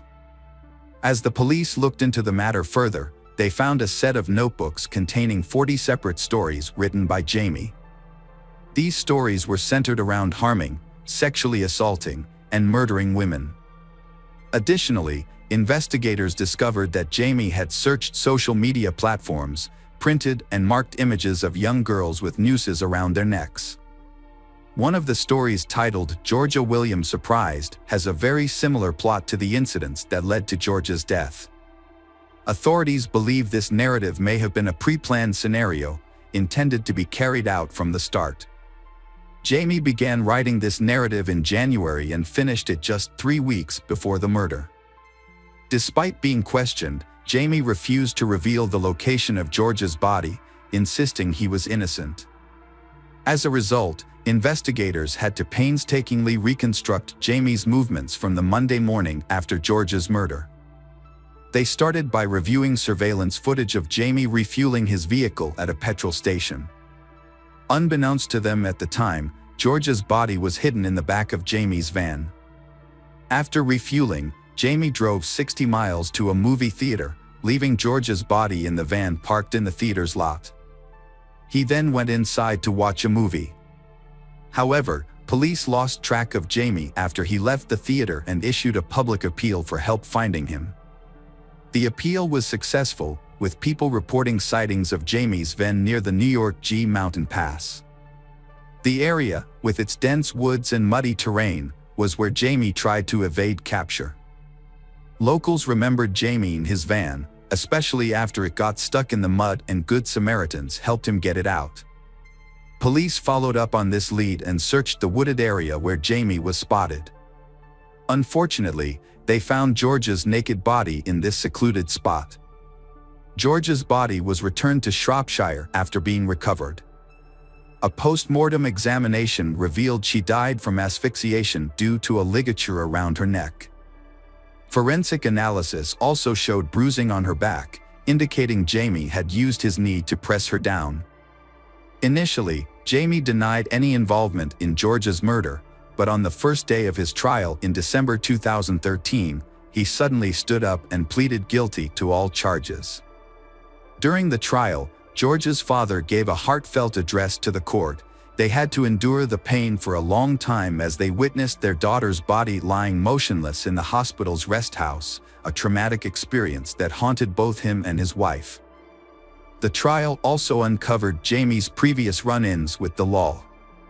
In 2008, he received a warning from a judge for keeping a 1-year-old girl captive in his home. A disturbing incident foreshadowing Georgia's tragic death. In 2011, Jamie was criticized for recklessly backing his car into a girl's vehicle.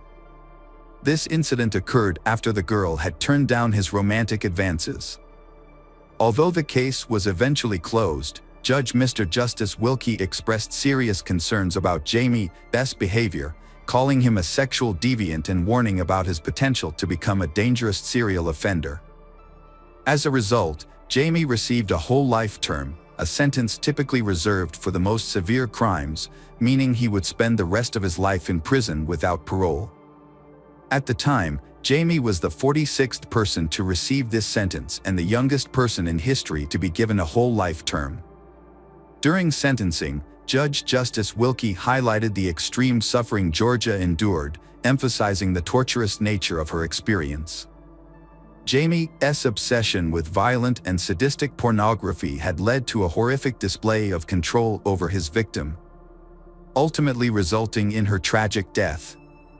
Jamie Reynolds hung his head in shame as Georgia's parents and sister listened to the disturbing details of her death and the abuse she suffered at his hands.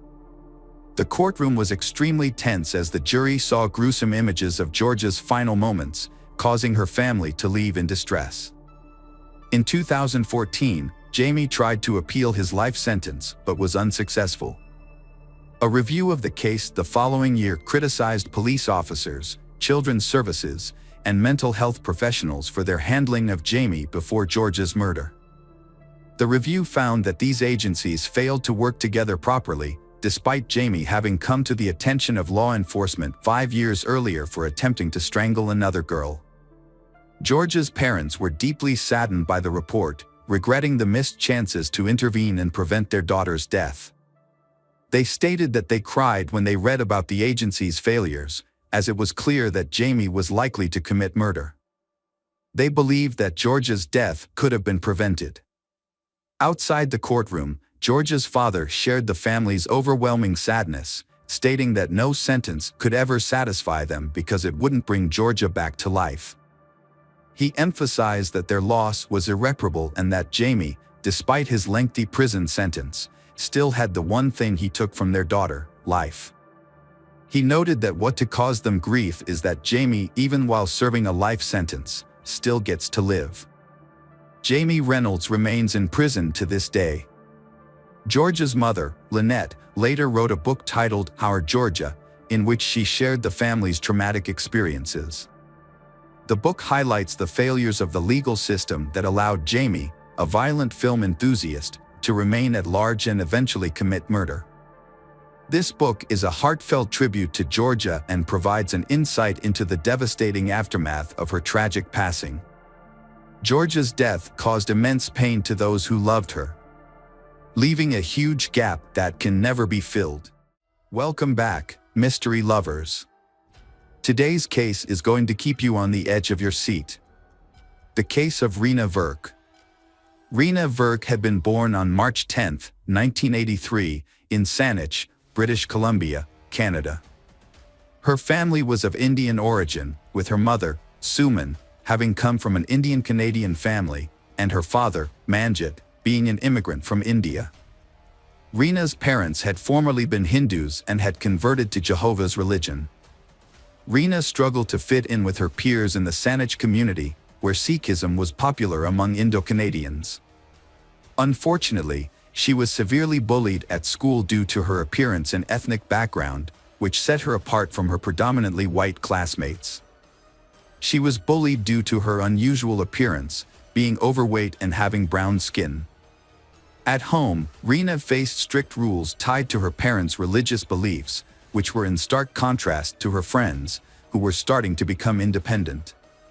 Her parents began to worry when they discovered her persistent bullying and feared it could negatively affect her mental health, potentially leading to depression. In May 1994, Rena's family moved to a new location, resulting in her transferring schools from Burnside Primary School.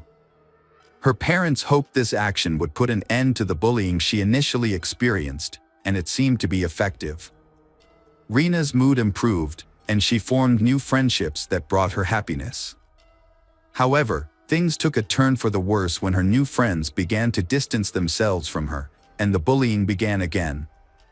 Rena graduated from elementary school in 1996 and began attending Coquitz Middle School. There, she met a new group of friends whom she considered cool kids. The group was famous for breaking the rules, drinking, and smoking, which represented the freedom that Rena desired, freedom from the strictness of her parents and their rules. Although she felt accepted by her new friends, her parents disapproved of her new relationships, leading Rena to become more rebellious. In 1996, when Rena was 13 years old, a friend suggested she leave home. The friend told her she could be adopted by telling the police that her parents had physically abused her. Rena took this advice and accused her parents of assault, but no charges were brought due to lack of evidence. Rena was taken away from her family and lived with her grandparents, who believed her story. However, things got worse when Rena falsely accused her father of sexually assaulting her, causing him extreme pain and suffering. In 1997, her father was arrested and sent to prison while awaiting trial for sexually assaulting Rena. Luckily, the charges against her father were dropped when Rena admitted that she had made up the entire story. Rena felt uncomfortable living with her grandparents, so she was placed in a foster home. There, she made friends and began imitating the behavior of those around her, including talking about gangs and even falsely claiming to be a member of one. However, Rena soon realized that living in a foster home was not as fun as she thought because she still had to follow rules and curfews. Finally, she apologized to her parents and returned home. However, her time with her parents had ended very quickly. Rena had left her parents' house again and stayed in a youth shelter. Over the next few months, she had bounced between her parents' home, foster care, and the youth shelter. This volatile situation reflected the challenges she had faced as a teenager trying to cope with her relationships with her parents, social workers, and government officials. Rena had yearned for acceptance and friendship, but her strict upbringing and overprotective parents had made her feel like an outcast among her peers. She had desperately wanted to fit in and had tried her best to gain their approval. Middle school had been the most confusing and emotionally challenging time of her life. Rena had sought recognition from those who had previously rejected her. Until she had received an invitation to a party on November 14, 1997, she had been delighted at the opportunity to interact with the popular kids. Rena's life had taken a turn during an overnight gathering with celebrities, which had initially taken place behind a school in Saanich. However, due to police intervention, the group had moved to Craigflower Bridge. The gathering had not gone as Rena had planned.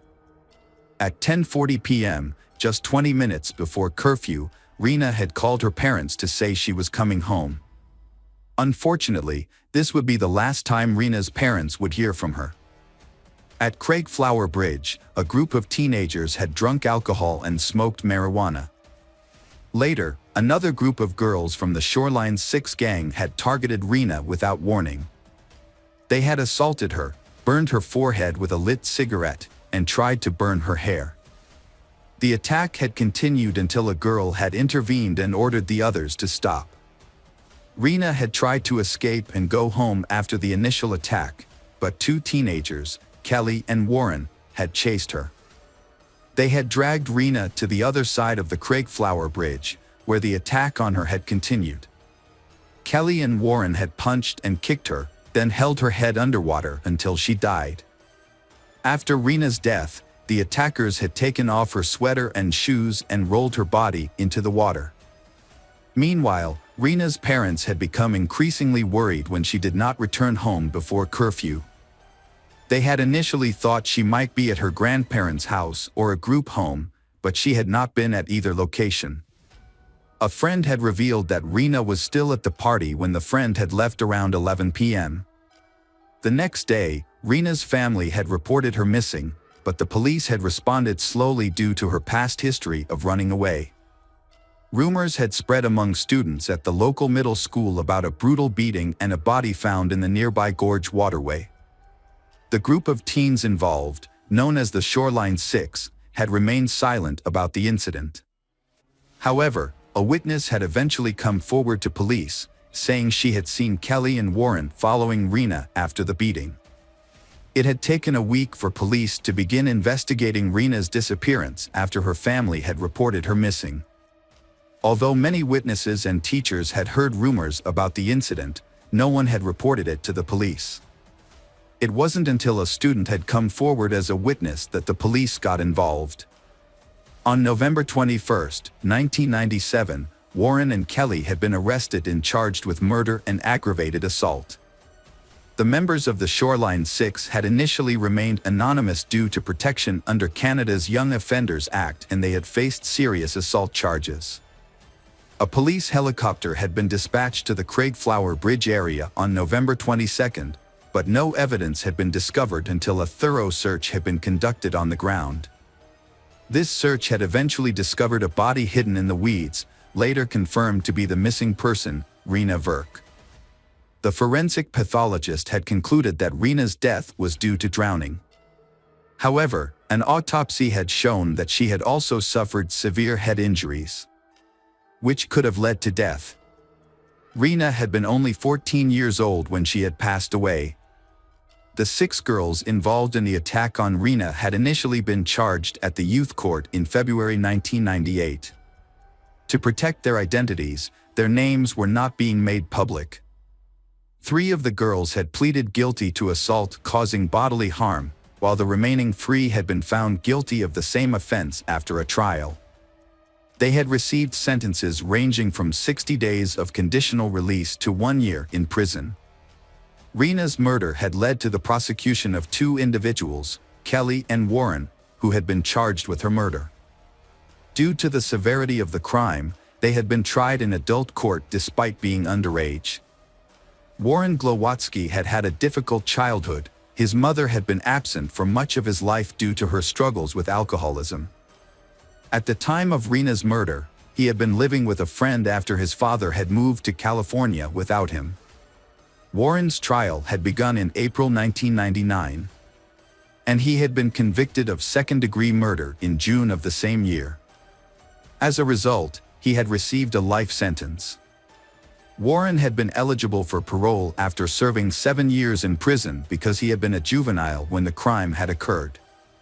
During his time in prison, Warren had done things that could have had a positive impact on his decision to be paroled. This process had included measures such as meeting with Rena's family. In July 2006, Warren had been paroled from prison unescorted, and he had been finally fully released in June 2010. Rena's family had not opposed Warren's request for parole because they had believed he had shown genuine remorse for his actions. In contrast, Kelly Ard had come from a more stable family, one that had always supported her throughout the trial. She had been 15 years old when Rena had been murdered. Although her lawyer had requested that her case be heard in youth court, the Supreme Court of Canada had denied the request due to the violent nature of the crime and Kelly's apparent lack of remorse. Kelly had initially been convicted of second-degree murder in March 2000, but her conviction had been overturned in January 2003 due to an unfair trial. Pending appeal, Kelly had been released on bail after serving 18 months of her life sentence. However, during this time, she had been charged with assault causing bodily harm for attacking a 58-year-old woman in a Vancouver park. As a result, her bail had been revoked and she had been sent back to prison. In March 2004, Kelly had faced a new trial. Witnesses had testified that she had bragged about being responsible for Rena's death. Warren had claimed that he had seen Kelly drown Rena, but Kelly's lawyer had questioned Warren's credibility, pointing out inconsistencies in his initial statements to police and during the trial. Kelly Ard had testified during the trial that she had assaulted Rena to protect her friends because she had believed Rena would harm them.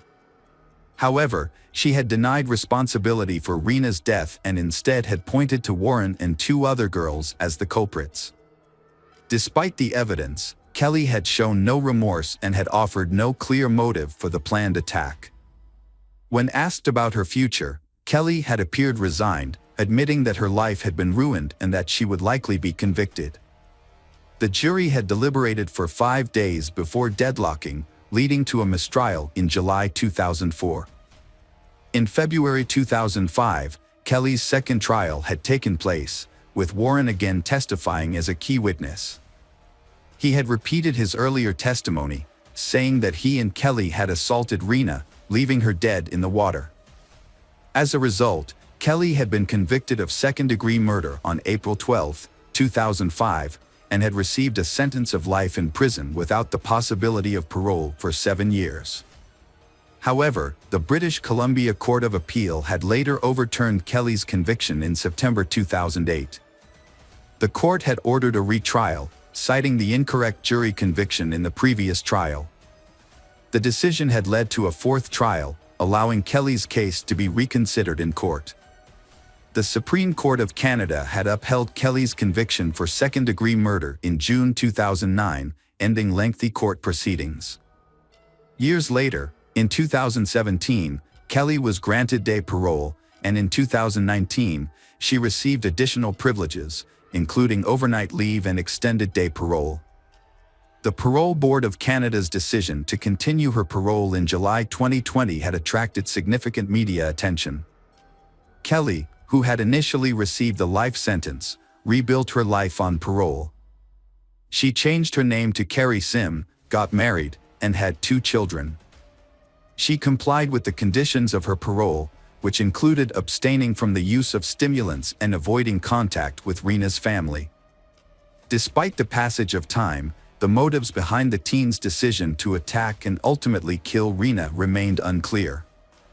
One reason might have been revenge, as Rena had previously lived with the 2 girls involved in the assault. They had accused her of stealing phone books and spreading false rumors. Another girl claimed to have had a grudge against Rena for allegedly stealing her boyfriend in 2000. Rena's parents had sued the teens involved in her death, as had the British Columbia government and other parties.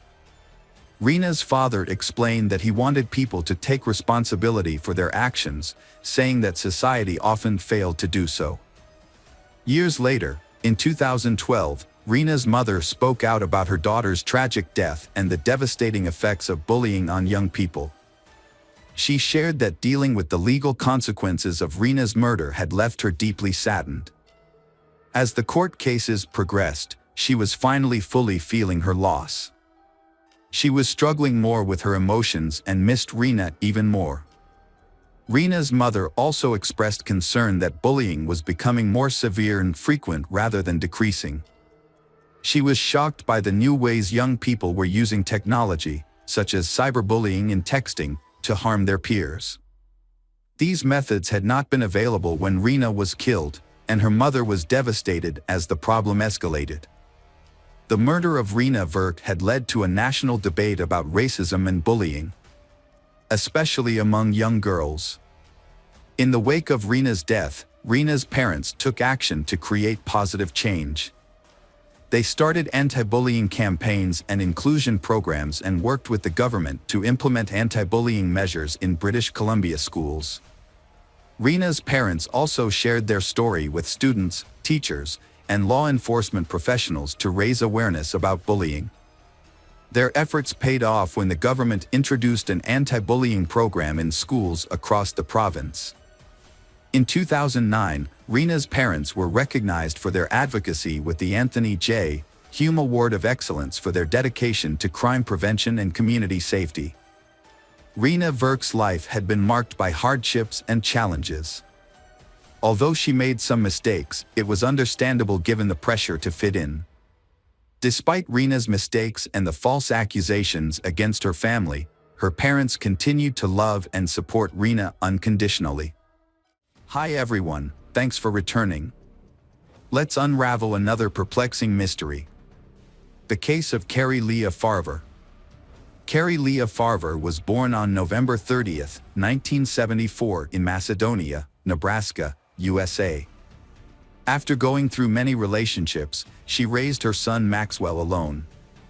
Carrie Leah loved her son very much. Carrie Leah spent a month in bed due to severe depression. Her mother, Nancy Rainey, helped take care of her son Maxwell. The complicated relationship with Maxwell's father along with the difficult living conditions caused Carrie Leah, a young woman of 20 years old, to fall into an unstable psychological state. Doctors diagnosed Carrie Leah with bipolar disorder. People with bipolar disorder often have two opposite psychological states. One moment they can feel overly excited, energetic and friendly, but then they can fall into a state of depression, frustration and helplessness. This disease causes them a lot of difficulties in daily life. However, in the early 2000s, Carrie Leah's doctor found an effective treatment that allowed Carrie Leah to live a normal life. In the fall of 2012, Carrie Leah received a lucrative job offer in nearby Omaha, an opportunity she couldn't refuse.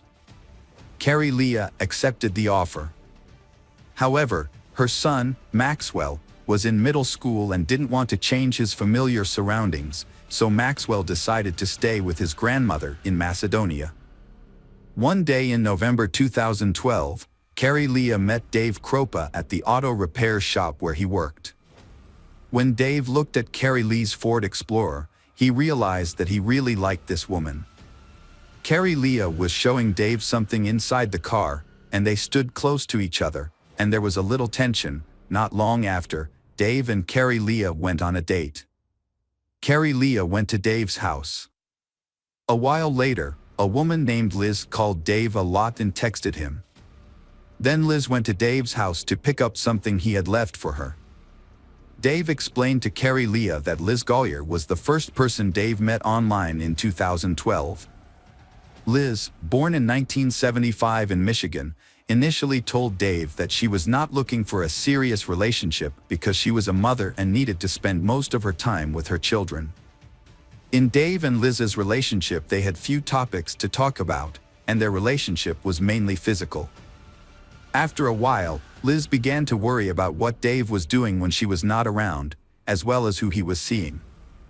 Dave often reminded her that they were in an open relationship and that she should not worry. He also insisted that Liz was free to date other men. However, Liz was not happy with this and began to bother Dave more and more. Liz also felt jealous of Dave's children and their mother, Amy, because she could not understand the close relationship they had after the breakup. Eventually, Liz's actions upset Dave, and he decided to break up with her. Carrie Leah sympathized with Dave, as everyone had relationships in the past, and Carrie Leah did not let that affect their relationship, but Liz was clearly upset to see a strange woman in Dave's house. Liz, feeling that Dave was increasingly distancing himself from her, wrote text messages, emails, and called Dave. However, Dave would not stop seeing Carrie Leah or anyone else because of Liz. 2 weeks after moving to her new job, Carrie Leah began dating Dave. Carrie Leah and Dave began spending more time together. Dave felt comfortable with Carrie Leah around. Carrie Leah said that she was not looking for a serious relationship, but just wanted to enjoy the good times together. In December 2015, Liz was shot. Liz probably guessed who it was. Luckily, the wound was not fatal. Liz thought, "This can't go on any longer, I have to do something." At 9:45 a.m. at work, Dave suddenly received a text message from Carrie Leah. In the message, Carrie Leah expressed her desire to live with Dave forever. The content of the message made Dave feel confused and surprised, because he did not understand the reason for Carrie Leah's sudden change. Because before, they had discussed and agreed that both of them would not rush into a binding relationship. Dave gently replied to Carrie Leah that he was not ready for this big change. Carrie Leah's response was very unpleasant. When Dave returned to the apartment, he found that all of Carrie Leah's belongings that she had brought were gone. This made him think that Carrie Leah had left him. On the same day, Carrie Leah deleted him from her Facebook friend list. Although it seemed like everything was over, it was not. Dave began receiving a series of text messages and emails from Carrie Leah, which were full of curses and threats to ruin Dave's life. The messages were numerous and all of them were rude. In addition, Carrie Leah did not show up for work. The strange messages from Carrie Leah were not only sent to Dave, but also to her mother and 15-year-old son. In May 2013, Carrie Leah posted a lengthy post on her personal Facebook page, in which she wrote, she had answered enough questions to prove to everyone that she had had enough. You can either believe that she was a girl, or leave her alone. She quit her volunteer job and she was fed up with people giving her a hard time. She just didn't want to go home right now. She was a grown woman, and if she wanted to leave home, she had every right to do so. Sorry for hurting everyone. Carrie Leah then remained absent for a while. Her mother realized something was wrong when Carrie Leah missed her own birthday, Max's birthday, and other family celebrations. Finally, when her father passed away. After a while, Liz Gollier began receiving messages from Carrie Leah. In those messages, Carrie Leah criticized and insulted Liz, even threatened Liz to stay away from Dave. To understand Carrie Leah's strange behavior, Liz contacted Dave. He said he was also in a similar situation. Carrie Leah sent him many messages and emails, in which Carrie Leah accused Dave of all kinds of wrongdoing, called him a liar, and promised to avenge the pain he had caused Carrie Leah. Gradually, the messages from Carrie Leah became more threatening, with confusing content and grammatical errors. Carrie Leah's mother insists that her daughter is not a hot-tempered person and has always been very careful in writing letters and documents. Carrie Leah pays attention to spelling and presentation. Is her bipolar disorder relapsing and developing into something more serious? After Carrie Leah's confusing actions, all the evidence points to Carrie Leah having psychological difficulties. Liz and Dave often receive hundreds of text messages and emails, even when they are together. Their phones constantly buzz with messages, which makes them both uncomfortable. Although they continue to date, Dave feels uncomfortable around Liz. She becomes more and more demanding, despite always insisting that Liz is fine with their no-strings-attached relationship. In January 2013, Dave found Carrie Lee's car in his front yard. Dave called the police and reported the incident. The police came to check the car and found no suspicious signs. The police then turned the car over to Carrie Lee's parents. Carrie Leah continued to text Dave and Liz. Carrie Leah even started sending pictures of Dave's children and threatening to harm them. As time went on, Carrie Leah continued to stalk them. Liz became increasingly jealous, made Dave angry and tired of the situation, and finally decided to end the relationship with Liz. In August 2013, Liz reported a fire at her house, which killed all of her pets, including a snake, a cat, and 2 dogs. Liz told the police that Carrie Leah had repeatedly threatened her through text messages and emails. So she suspected Carrie Leah of starting the fire. The police seized Dave and Liz's cell phones. Someone damaged Dave's auto repair shop and threw a brick through the window. Dave felt threatened, so he bought a gun to protect himself. After a while, Amy Flora, Dave's ex-wife, also began receiving threatening messages from Carrie Leah, because Dave often spent time with the children and met Amy. The police became suspicious for reasons that were hard to understand. Dave had only dated Carrie Leah for less than 2 weeks, but had been following him and his ex-girlfriends for 3 years. Meanwhile, Carrie Lee's family had not seen her for 3 years, and were trying to find her, using every method possible. In 2015, these efforts paid off. Police officers Ryan Avis and Jim Doty volunteered to investigate Carrie Leah Farver's disappearance. However, they found no evidence that Carrie Leah was alive. It was unusual for an adult to pack up and leave without spending any money. No one had seen her, and no one had heard her voice. This was very strange. With the assistance of Anthony Kawa, digital forensics administrator at the Potawatomi County Sheriff's Office, police analyzed the contents of Dave and Liz's phones. In 2013, Anthony reported that Carrie Leah Farver had sent more than 50,000 text messages and 15,000 emails to Dave over the course of 3 years. Anthony also said that those impersonating Carrie Leah were becoming more sophisticated in their operations, trying to hide their IP addresses and real identities.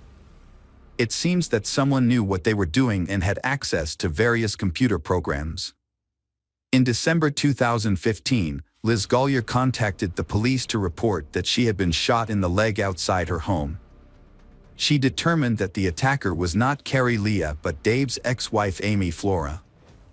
Furthermore, Dave had a missing gun that Amy may have taken. It is possible that Amy was behind Carrie Lee's disappearance. A clue in the investigation indicates that people associated with Dave were being harassed. It is possible that Amy, having had a difficult life after breaking up with Dave, the father of her children, decided to take revenge and eliminate all rivals, and the relationship between Dave and Amy was still quite good. The children together brought them closer, and Carrie Leah clearly hindered their reunion. The police quickly questioned Amy, but surprisingly, Amy had an alibi. She was not at Liz's house when the shooting occurred, and this was confirmed by several people. Because there was no hard evidence, Amy was not arrested. Experts processed the data from Liz's cell phone and discovered important information. Anthony discovered fake email addresses with different variations of the name Carrie Leah. In addition, Anthony found an application that Carrie Leah used to schedule messages to be sent at certain times. This could explain why Liz and Dave received messages from Carrie Leah at the same time. Anthony began to suspect Liz Gollier. The answer became clear when Liz's fingerprints were compared to those found on the steering wheel of Carrie Lee's car, and they matched perfectly. The culprit was revealed. The killer has been here for years without anyone knowing. The case needs to be solved as soon as possible. The police want to catch Liz red-handed, so they plan to frame Liz. The police decide to make up a story about believing Liz, with Amy still being the main suspect. Liz takes the bait.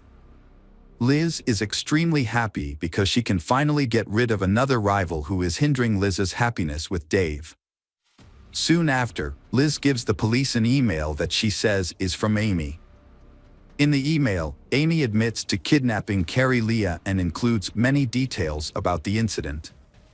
The confession in the email states that Carrie Leah was stabbed in the stomach or chest before being dumped.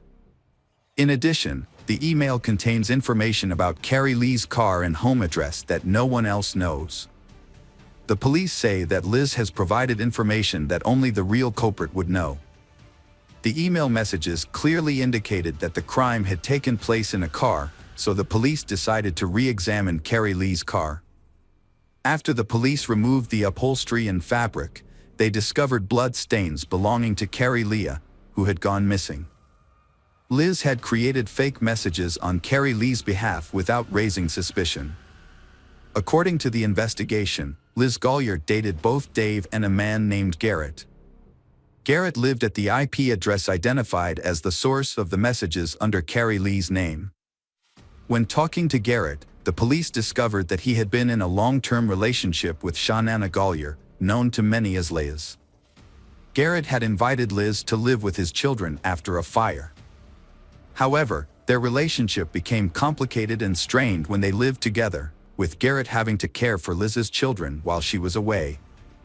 Garrett was surprised to hear from police that Liz had spent 40 to 50 hours a week impersonating the missing woman Carrie Leah. Liz's room was a mess, but no significant evidence was found. However, police did find several cell phones and electronic devices in the last room she stayed in. In late December 2016, Shanana Gollier, known as Liz, was charged with first-degree murder.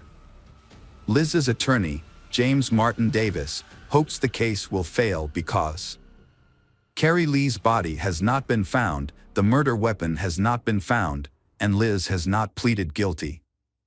There is no evidence to prove that Carrie Leah is dead.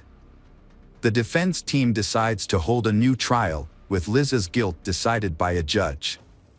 Electronic evidence was presented along with physical evidence. The prosecution asserted that the amount of blood found on the passenger seat of Carrie Lee's car was consistent with Liz's confession. Police analyzed the memory card that Liz had been using when Carrie Leah went missing. The memory card was on Dave's tablet. Police recovered deleted images, including a photo of a human foot with a Chinese symbol tattoo. The foot belonged to a man who had died many years earlier. There was also a tattoo that Carrie Lee's mother identified as Carrie Leah. The photo was used to confirm Liz's guilt. The judge found Shauna Gollier, also known as Liz, guilty of first-degree murder and sentenced her to life in prison without parole. Additionally, Liz was convicted of arson in August 2013, a fire that not only destroyed her home but also killed her pet. Liz was sentenced to an additional 20 years in prison. She is currently incarcerated at the Nebraska Correctional Center for Women and maintains her innocence. Carrie Lee's son Maxwell has followed in his mother's footsteps by becoming a computer programmer. Maxwell graduated from the University of Iowa with a degree in software engineering and data science and is married. Welcome back, mystery lovers. Today's case is going to keep you on the edge of your seat. The case of Summer Baldwin. Summer Baldwin is a young girl born in 1976 in Washington. She is known for her friendly, kind and open personality. A good student with many friends, Summer dreams of becoming an actress after graduating from high school. However, that dream did not come true. After enrolling in community college, Summer had difficulty in studying at university. At the invitation of her friends, she decided to move to Lubbock, Texas, to change her life and seek new opportunities. Summer's life began to decline. she gradually became addicted to alcohol and illegal drugs without seeking help from her family. Her addiction got worse over time, leading to her losing her job and associating with people with criminal records. Her dream of becoming an actress was shattered. She eventually had to work as a prostitute to support herself. Meanwhile, Summer's parents, unaware of their daughter's problems and believing she was living a successful life, were devastated when they received news of her tragic death in September 2005. There is little information about Summer's friends or where she frequented. However, there is one important piece of information to note. Just a few months before her death, Summer was a key witness in a major federal counterfeiting case. This suggests that her murder may have been gang-related and possibly premeditated. This attracted the attention of the Federal Bureau of Investigation, FBI, which placed the investigation under close scrutiny.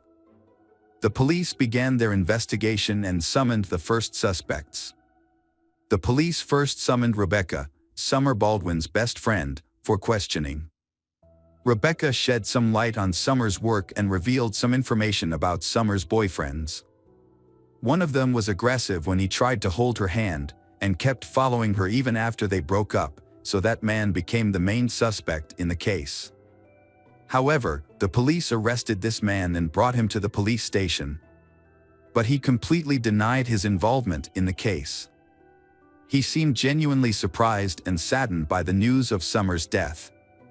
Moreover, he had a solid alibi for the night before the tragedy. He had been involved in a bar fight because he was drunk and had to spend the night in a cell with another prisoner. Therefore, the police had to release him. Marguerite, another friend of Summer's, provided vital information to the investigation. She met Summer the night before the murder and they had a conversation. They met on September 11th in the parking lot of a convenience store. A red van pulled up to the store, and a young man of Latino appearance got out of the van and entered the store. At that point, Summer got out of the passenger seat and greeted Marguerite. She told Marguerite that the man was a customer of hers, and that it was the second time she had seen him recently. After the man exited the store, he got into the driver's seat, and Summer got back into the van. Marguerite did not remember which direction the van went, nor where the couple was headed for their date. She also said she had never seen the man before and assumed he was not local. The man had very short hair, like a soldier, but Marguerite couldn't see him clearly because it was dark. Police later discovered a suitcase that was covered in trash and feces, but the contents were intact and new.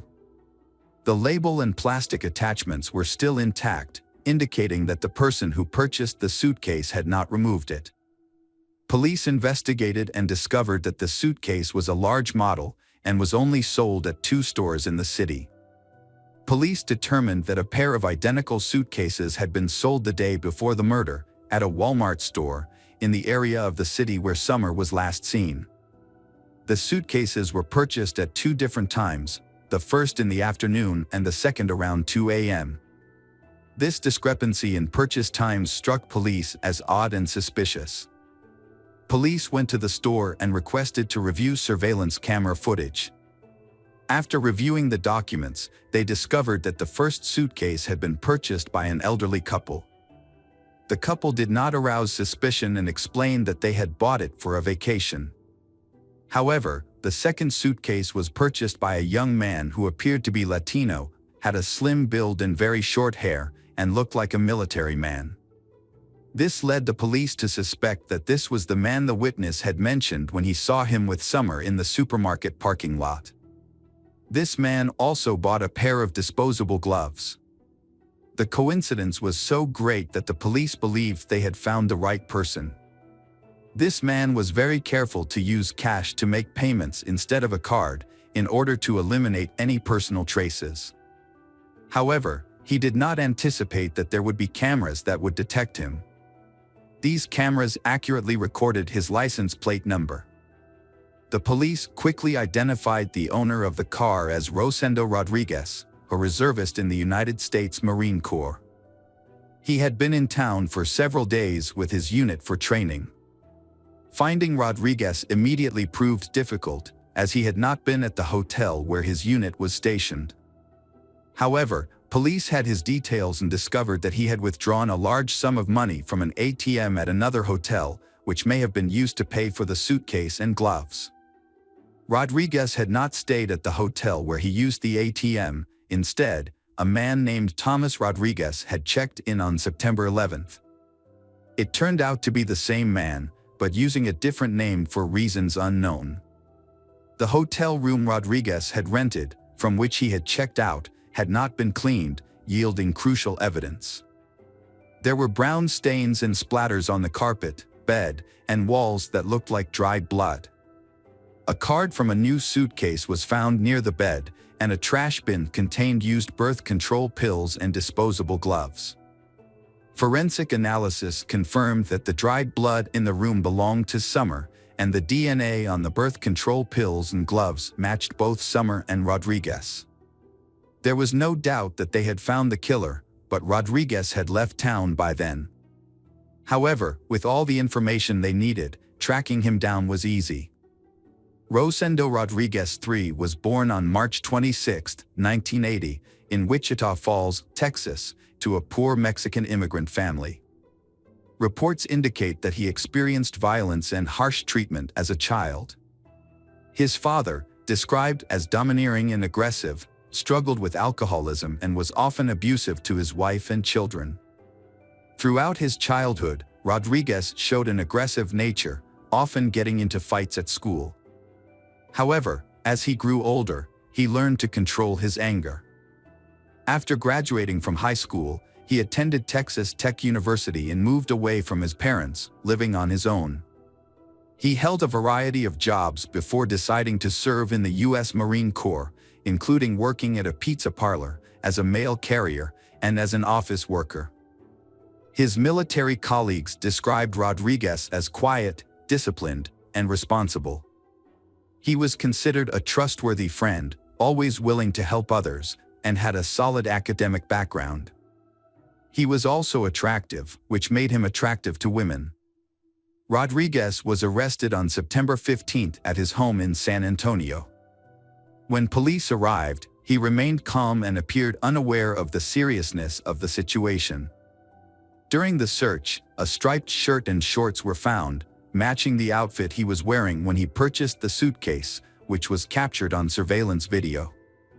His laptop and cell phone were also confiscated. During the first weeks, Rodriguez remained silent and denied any involvement in the murder of Summer Baldwin. However, the evidence against him was overwhelming, so, on the advice of his lawyer, he began to tell his version of the story, which differed greatly from the scenario set up by forensic experts. Initially, Rodriguez explained that he had accidentally checked into a different hotel than his teammates. He only knew the name of the hotel chain where they would be staying. And after checking in, he realized that the others were staying in a different location. He decided not to move because the military leadership said it was unnecessary. However, he did not explain why he checked into a room under a different name. On the morning of September 10th, Rodriguez rented a van to make it easier to move.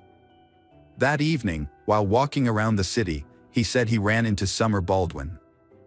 According to his account, he saw a blonde woman sitting on a bench by the side of the road, covering her face with her hands as if she were crying. Curious and concerned, he stopped to check if she was okay and needed help. They began chatting, she calmed down, and then they went to his hotel room, where they talked and had a few drinks. In his testimony, they were not intimate. The next morning, Rodriguez drove her home, but they agreed to meet in the evening. He picked her up at the same location around 9 p.m. and went to a supermarket where Summer met her friend Marjorie. They then returned to the hotel, where Rodriguez said there was consensual intimacy between them. However, Rodriguez later said that Summer became aggressive and demanded money, which surprised him because he did not realize he was seeing a prostitute. And Summer's demand for money made him feel threatened. He disarmed her and punched her in the face, causing her nose to bleed. Rodriguez claimed that he had no intention of harming Summer and that his actions were in self-defense. However, just a few minutes later, Summer collapsed on the bed, convulsing and foaming at the mouth. Rodriguez said that he tried to help her, but was unable to perform CPR due to the blood and foam on her face. After a minute, Summer stopped breathing and Rodriguez realized that she was dead. He became panicked and took several actions to cover up the incident. Rodriguez went to a nearby store, bought a suitcase and gloves, then returned to the hotel, put Summer's body in the suitcase and threw it in the trash. He knew that the suitcase would be taken to the landfill the next morning. Rodriguez then checked out of the hotel, returned the rental car and drove home to San Antonio, trying to pretend that nothing had happened. However, investigators found several inconsistencies in Rodriguez's testimony that suggested he had lied. One of the key pieces of evidence was the testimony of Marguerite, who met Summer in the parking lot on the night of the murder. Marguerite claimed that Summer made it clear to her that the man was her client, with whom they had previously had a paid encounter. Rodriguez claimed that everything between them was consensual, but evidence on Summer's body suggested that she had been taken advantage of. It is possible that their first night together was consensual, which is why Summer agreed to meet Rodriguez again. However, Rodriguez's testimony that he only hit Summer once in the face to calm her down does not appear to be true. The autopsy revealed approximately 30 new bruises on Summer's head and body on the night of the murder, along with several stab wounds. This suggests that Rodriguez used violence against Summer. Additionally, the fact that Summer was still alive when Rodriguez stuffed her into the suitcase contradicts his testimony that she was dead. Another notable point is that during the investigation at Rodriguez's home, police seized his laptop. When they reviewed his search history, they discovered that Rodriguez had been actively searching for information about Summer, whether the police were looking for her, and whether her body had been found in a dumpster. It is worth noting that Rodriguez also frequently searched for information about Joanna Catherine Rogers, a 16-year-old girl from Lubbock who had gone missing a year and a half earlier. When authorities offered Rodriguez a plea deal in exchange for information about Joanna's fate, he reluctantly accepted and told his story. He said he met Joanna, a high school student in Lubbock, in late April 2004. After several meetings, they went to his hotel room on May 4th. An argument over money ensued, along with threats of a rape lawsuit.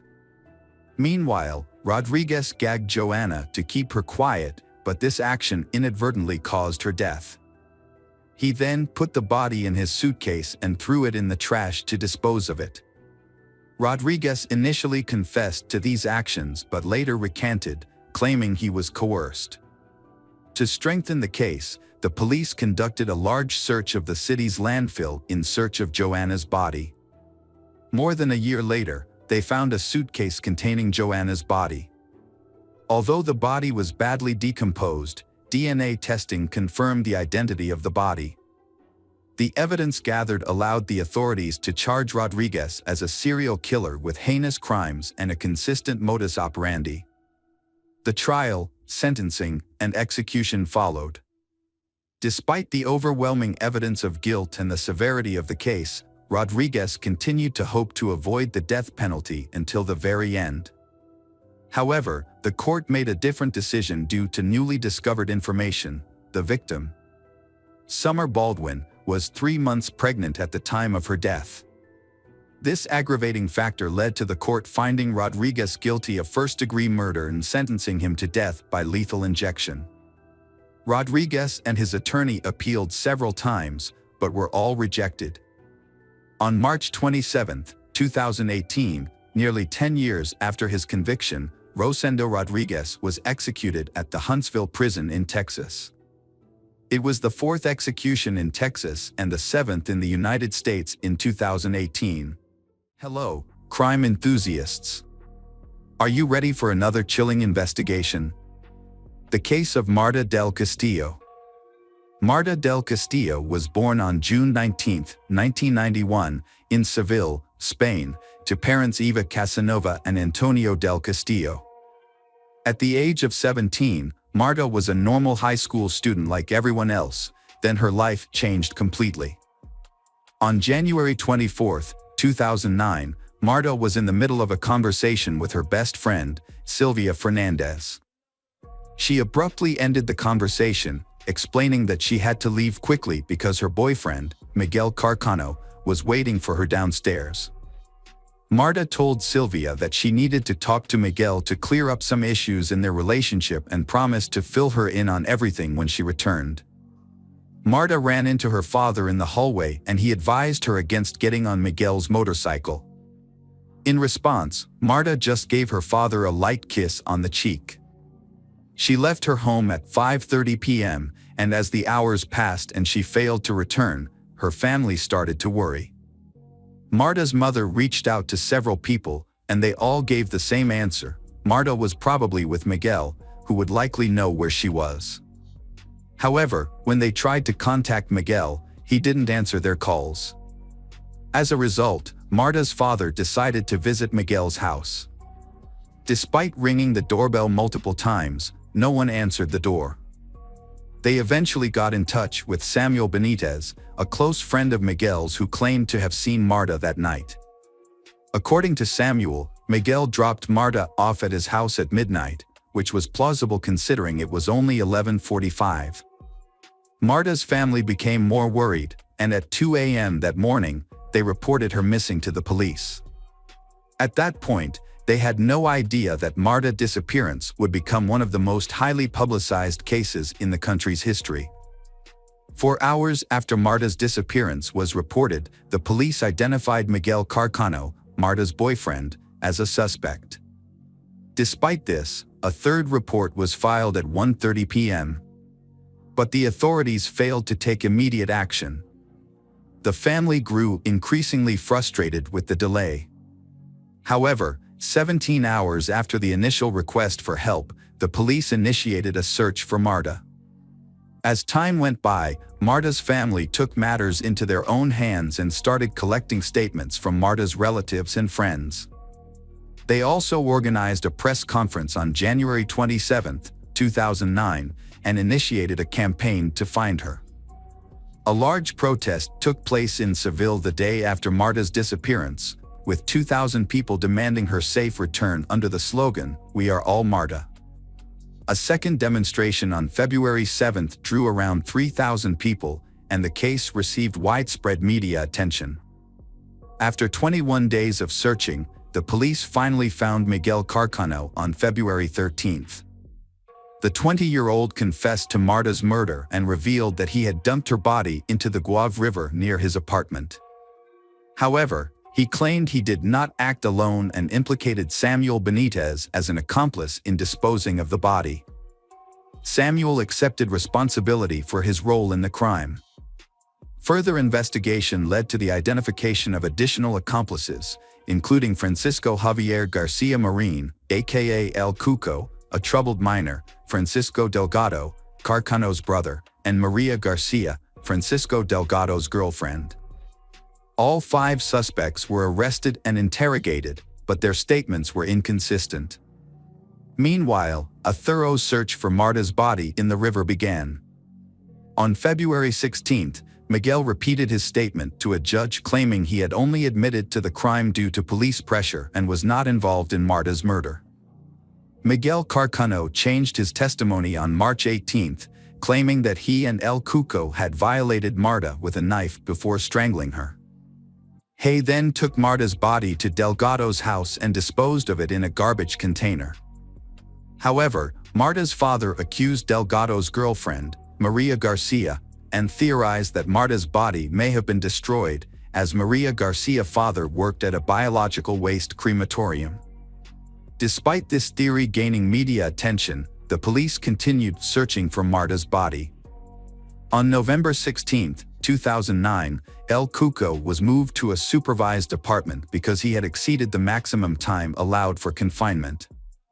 He was awaiting trial, which took place in February 2011.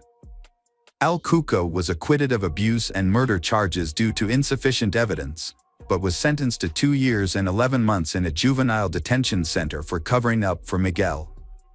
The trial for the 4 defendants Miguel, Samuel, Delgado, Maria Garcia involved in the case began on October 17, 2011. During the trial, Miguel Carcano admitted to hitting Marta with an ashtray during a heated argument, which led to her death. He also revealed that his previous statements about abusing Marta were false. The investigation revealed inconsistencies in the stories told by Delgado, Maria Garcia, and Samuel. They claimed to have no knowledge of Marta's whereabouts after her death. They alleged that Miguel fabricated the entire story to reduce his guilt. However, forensic analysis uncovered incriminating evidence. On November 22, 2011, the forensic police discovered traces of Marta's blood on Miguel's jacket. A mix of Miguel DNA and Maria Garcia's DNA was also found on a roll of fabric tape. Additionally, a DNA match from Delgado and Maria Garcia was detected on an extension cable, believed to have been used to strangle Marta. This was surprising, given the accused had consistently maintained they had only been at the crime scene early in the morning and had no knowledge of the incident. When confronted with the new evidence, Maria Garcia was accused of violating Marta's body in attempting to cover up the crime. A detailed analysis of the crime scene revealed up to 5 fingerprints on 3 alcohol bottles, with 1 belonging to El Cuco. As the investigation drew to a close, the 4 suspects were under intense scrutiny from the public. Their trials were heavily guarded by the police, and the prosecution presented a substantial case against Miguel, Samuel, Delgado, and Maria Garcia. The trial involved 90 witnesses, including national police officers and experts. The prosecution also presented 30,000 pH monitorings, crime scene photographs, DNA evidence, and other items found at the house on Leon 13. The trial sparked a massive public outcry, drawing large crowds that pushed against the police barrier. The public requested to view Marta's body and also wanted to catch a glimpse of Miguel, the accused. Despite Delgado and Maria Garcia attempting to conceal themselves with hats and sunglasses, however, they were still unable to escape the crowd's attention. A woman approached them, shouting insults, while others tried to remove their sunglasses and pushed them forward, forcing them to reveal their faces to the surrounding crowd. During the trial, El Cuco's mother gave an interview with her face covered, insisting on her son's innocence and stating that neither she nor El Cuco had any knowledge about Marta's body. Despite being labeled a liar by journalists, she received €10,000 for the interview. A key witness then came forward, a taxi driver who had given Delgado a ride on the night of the crime. The driver explained that he had been extra cautious with his passengers, as a colleague had been murdered recently. He recalled picking up a bald, bearded man matching Delgado's description, who had a plastic bag and stared at him intently. The driver stated that he dropped Delgado off on Leon's 13th Street, exactly where the crime took place, and charged him €8 for the ride. However, Delgado's defense lawyer questioned the driver's statement, pointing out that the fare for the 2-kilometer ride should have been €5, not €8, which cast doubt on the driver's testimony. Marta's parents took the stand and described the immense pain they were experiencing due to the situation. They had to quit their jobs, start taking psychiatric medication, and even develop depression. Their other 2 daughters, Marta's sisters, were also going through a terrible time.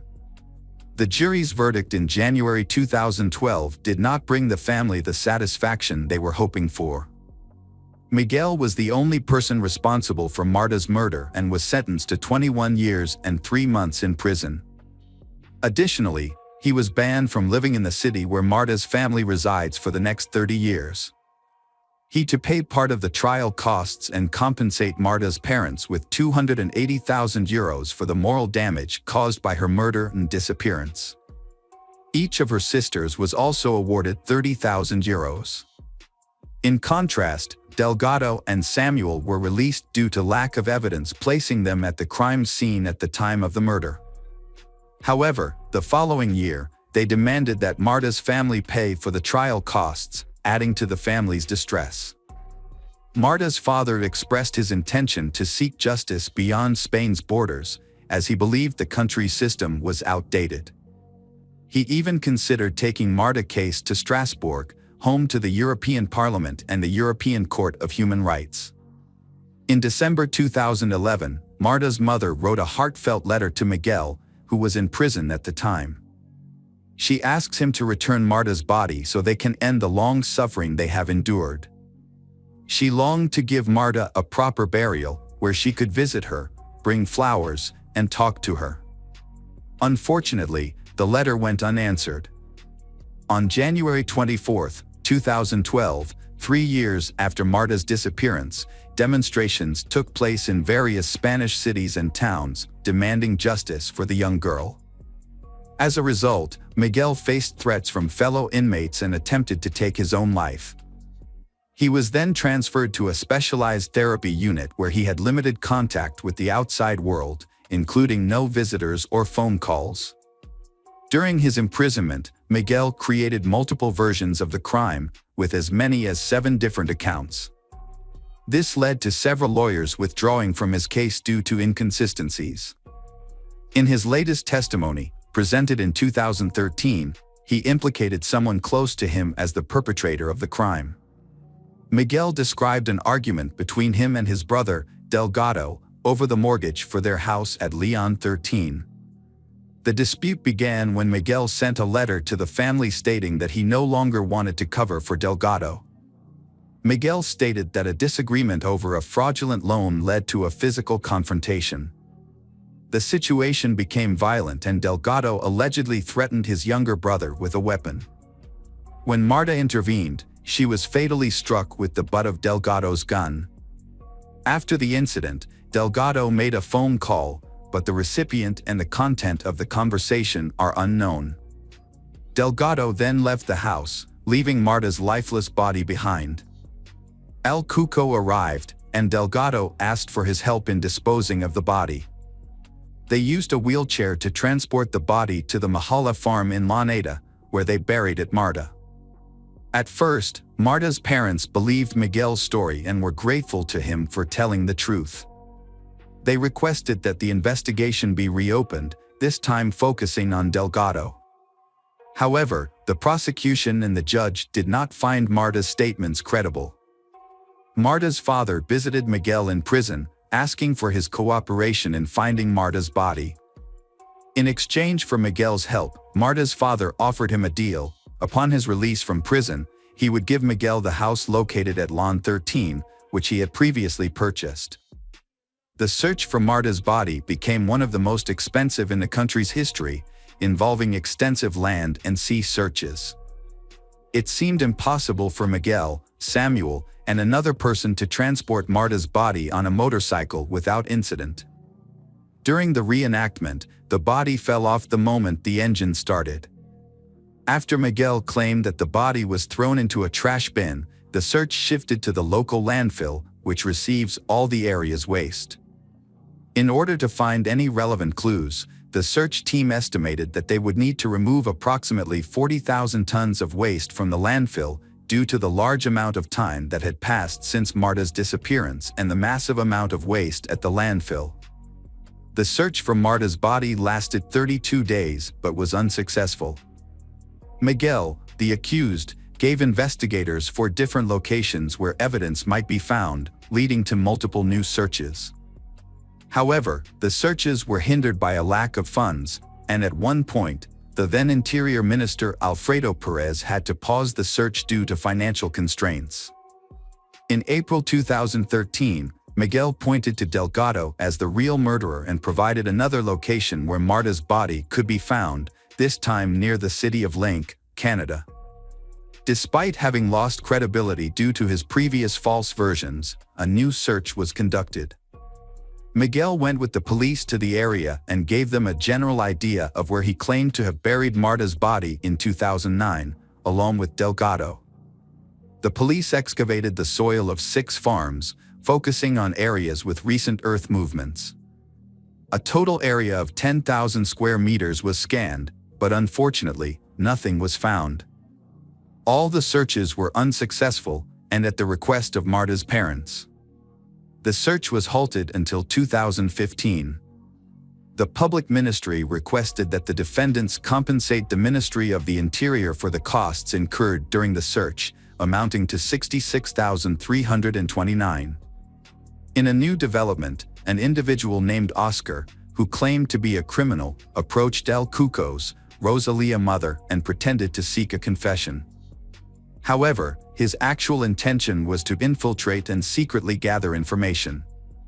Over time, Oscar and Rosalia developed a close relationship, meeting every 2 or 3 days and speaking daily on the phone.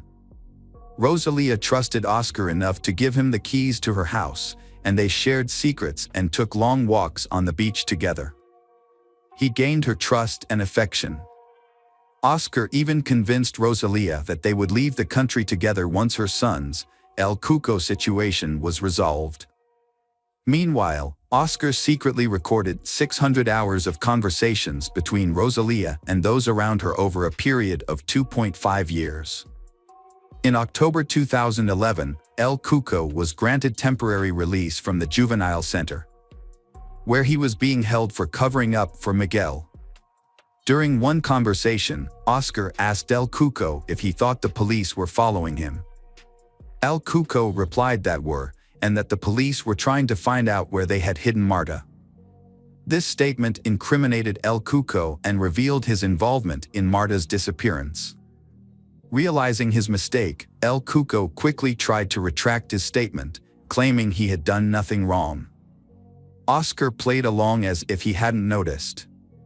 However, in other recordings, El Cuco made fun of the police's efforts to find the body, and Rosalia criticized the investigators for not examining her phone records closely. Although Oscar worked diligently to record conversations, the 600 hours of recorded material was not presented as evidence in court. It wasn't until 13 years after Marta's disappearance, in 2022, that the recordings led to results. On May 26, 2022, a large crowd of mostly neighbors from Marta's family gathered outside the courthouse to demonstrate their support for a new trial. Rosalia and El Cuco arrived at the courthouse, protected by police. El Cuco was fully covered, wearing a hoodie, sunglasses, gloves, and a mask. Rosalia wore sunglasses, a mask, and a headscarf. In 2011, El Cuco claimed he wasn't at the scene of the crime on Lyon 13th Street. El Cuco said he had gone home around 11:30 p.m. with friends and met his mother's partner, Oscar, who was taking out the trash. Oscar then went upstairs to his apartment and stayed there for the rest of the night.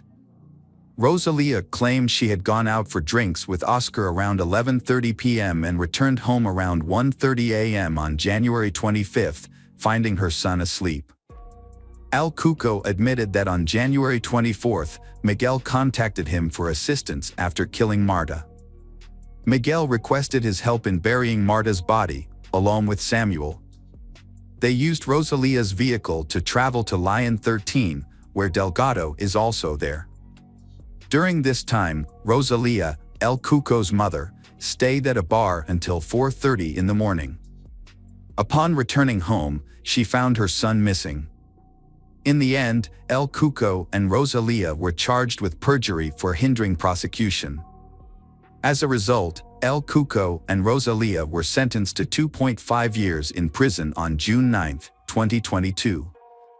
The judge also imposed a fine of €1,144 on each of them, as well as ordering them to pay €30,000 in civil liability to Marta's parents. Despite the sentencing and fines, Marta's parents were more concerned with finding their daughter's body than seeking monetary compensation. In the same year, the investigative judge allowed an expert to access the mobile phones of Miguel and Marta. Notably, Miguel gave his consent for his phone to be examined, believing it would reveal evidence pointing to Delgado as the actual perpetrator. The primary objective of the investigation was to locate Marta's body, which remained missing. 13 years after Marta's murder, the civil court decided to close the investigation into the search for her body in November 2022. The court declared the investigation period had expired because no new significant evidence had been found. Marta's parents eventually accepted that Miguel would never disclose the location of their daughter's body. Hi everyone, thanks for returning. Let's unravel another perplexing mystery. The case of Kate Waring. Kate Waring was born in Charleston, South Carolina, USA. She grew up in a loving family with 2 siblings, and her parents always tried their best to give their children the best life possible. As a child, Kate showed a deep love and compassion for animals, which led her to start volunteering at various animal shelters at a young age. As a teenager, she was a dancer and had a wide social circle, known for her positive attitude and outlook on life. Everyone assumed she had an educational good background, and to some extent, this was true. However, one fateful day, her life changed completely. Just before going to college, Kate opened up to her parents about being abused by someone close to the family when she was younger. Kate's parents were shocked by this confession. They felt guilty for not knowing the hardships their daughter had faced over the years. After learning this heartbreaking truth about their daughter, Kate's parents did everything they could to help her overcome it, but unfortunately, this traumatic experience left behind long-lasting consequences that became increasingly serious over time. Kate had struggled with addiction to both alcohol and illegal substances. Kate's parents recommended therapy to help her work through her issues, and she agreed to give it a try. They also suggested she move back in with them, thinking the family environment would aid in her recovery. Initially, the therapy seemed effective, but Kate continued to grapple with the emotional weight of her past, making it difficult for her to move forward. Kate's life underwent a major transformation when her psychiatrist diagnosed her with depression. Her father proposed a trip to anywhere in the world, which Kate eagerly accepted. She chose to travel to the Arctic Circle, driven by her long-held desire to see polar bears. Kate and her parents searched for suitable tours and eventually booked a trip. As the journey approached, Kate's parents noticed a marked change in her attitude, shifting from sadness to cheerful and positive. During the trip, Kate and her parents shared a wonderful experience, filled with joy and laughter. On the boat to the Arctic Circle, Kate met a fellow Russian tourist. They kept in touch throughout the trip, and when the trip ended, they still exchanged letters. Kate developed strong feelings for him, and eventually, which led her to make the decision to travel to Russia. Kate had finally begun to overcome her depression after traveling with her family in another country. However, due to visa issues, she was forced to return home. Despite this incident, Kate seems to have found joy in her life again. She planned to resolve her visa problems and had even started writing a book for her children. But everything changed on Saturday, June 12, 2009. Kate's family was away on a business trip, and she was alone at home. Normally, Kate would call her father to check in, but this time she didn't. Her father tried to reach her, but there was no answer. Concerned about her well-being, especially given her past struggles with addiction, her father asked someone to check on her. When the person arrived at Kate's home, they found her room empty, but the light was still on, suggesting that she had just stepped out and would return soon. However, Kate's medication, which she needed to take regularly, was still at home. Her parents were anxious, but they decided not to panic, thinking that Kate, being 28 years old, was capable of taking care of herself. They decided to wait until Monday, at which point her parents intended to contact the police. On Monday morning, Kate's father received a call from the bank. A bank employee informed him that someone had tried to cash a check for over $4,000 from Kate's account. The bank was unable to contact Kate, so they reached out to her father. This situation raised suspicions, as Kate's father knew she only had a few $100s in her account. The bank security team contacted Kate's father due to the large amount of the check. Although Kate's signature on the check appeared to be genuine, the bank still had concerns. The man who tried to cash the check was identified as Ethan Mack. Kate's father did not recognize Ethan's name, but he assumed Ethan might be an acquaintance of Kate's since the bank had verified her signature. As Kate was still unreachable, her father decided to contact the police. The police launched an investigation into Kate's disappearance and began by questioning Ethan Mack. Ethan claimed to have known Kate for years and stated that she had written the check to pay off old debts. He also claimed that he had frequently lent Kate money for various purchases, including clothing and jewelry. Investigations into Kate's disappearance led detectives to speak with her friends. They revealed that Kate had a long-standing friendship with Ethan. Although they were very close, her friends insisted that the relationship was not love.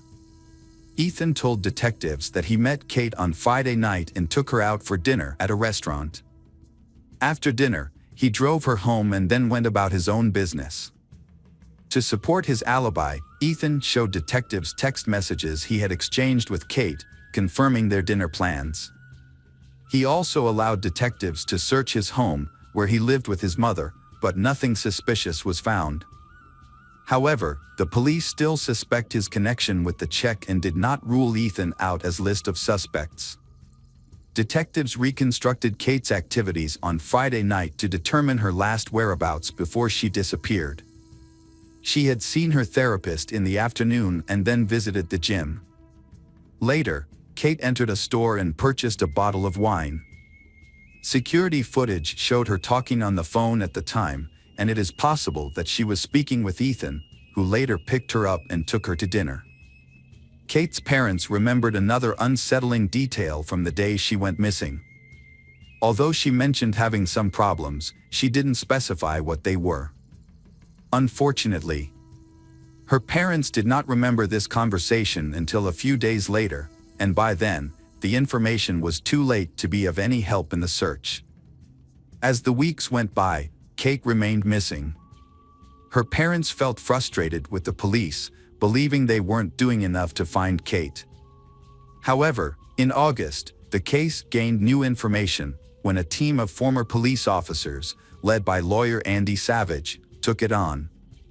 This team had been privately investigating unsolved cases and was particularly drawn to Kate's. The team consisted of 5 individuals, and all have significant experience in the investigative field. One of them, former Detective James Randall, began by examining Kate's bedroom. He noticed 2 suspicious things. Firstly, he found a packet of medication that Kate took regularly. Kate's parents confirmed that she was very diligent in taking her medication, so the fact that the packet was left behind was highly alarming. Next, a team member found Chinese currency on Kate's bed, which raised questions since Kate's parents had no idea where she got it or why she needed it.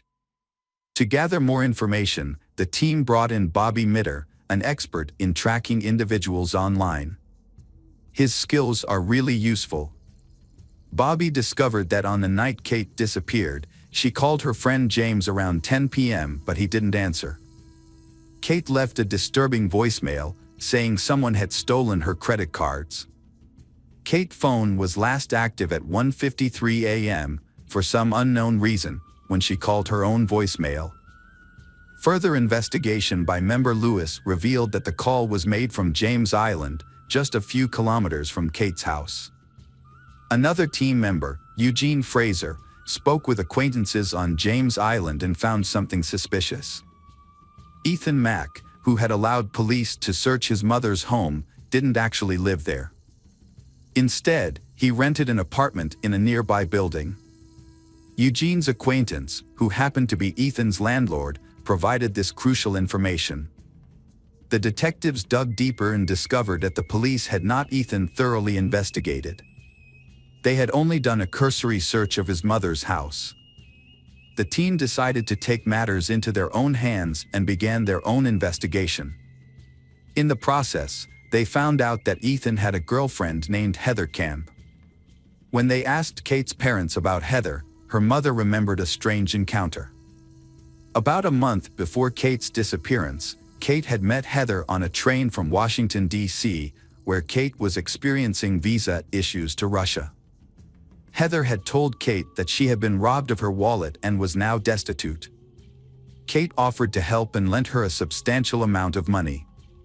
Heather said she has found a job as a pediatric surgeon in South Carolina and will start work soon. Heather later said that her daughter had tragically died in a car accident in New Jersey. Her actions following this announcement seemed irrational and confusing. She did not go there, and her demeanor suggested that her daughter's death did not affect her greatly. Furthermore, they discovered that Heather was facing fraud charges in Indiana. She had impersonated a licensed physician by falsifying paperwork. The team gathered significant data, forcing them to re-examine the case from a new perspective. However, when they presented their findings to the police were completely reluctant to continue the investigation. The team discovered that the only way to get the police to take action was to gather undeniable proof that connected Heather to Kate's disappearance. To obtain this evidence, the team took drastic measures. They convinced the person who rented an apartment to Ethan Mack to install a hidden camera outside his apartment door. Additionally, they placed a GPS tracker in Ethan's car, allowing them to monitor his movements. Their efforts soon paid off. After analyzing Ethan's travel patterns, the detectives discovered that he had visited multiple pawn shops throughout the city. They followed his trail and found that at each shop, Ethan was selling small batches of jewelry. Although they couldn't confirm whether the jewelry belonged to Kate, the detectives felt they were closing in on a crucial lead. The group then hits a major roadblock when Ethan and Heather's landlord threatens to evict them because they haven't paid their rent. This made the detectives' investigation difficult, as losing access to the apartment would hinder their ability to monitor Ethan and Heather's activities. To address this issue, the detectives devised a plan to persuade the landlord to grant Ethan and Heather an extension on their rent payment. In exchange, the landlord required both Ethan and Heather to sign a contract committing to pay the outstanding debt. The team successfully negotiated this arrangement, and once the contract was signed, they immediately sent it to the laboratory for analysis. The primary objective was to compare the handwriting on the contract with Kate's signature on the $4,000 check. The results yielded a significant breakthrough. The handwriting expert confirmed, with absolute certainty, that the signature on the check matched Heather's handwriting on the contract. The team discovered that Heather had forged Kate's signature.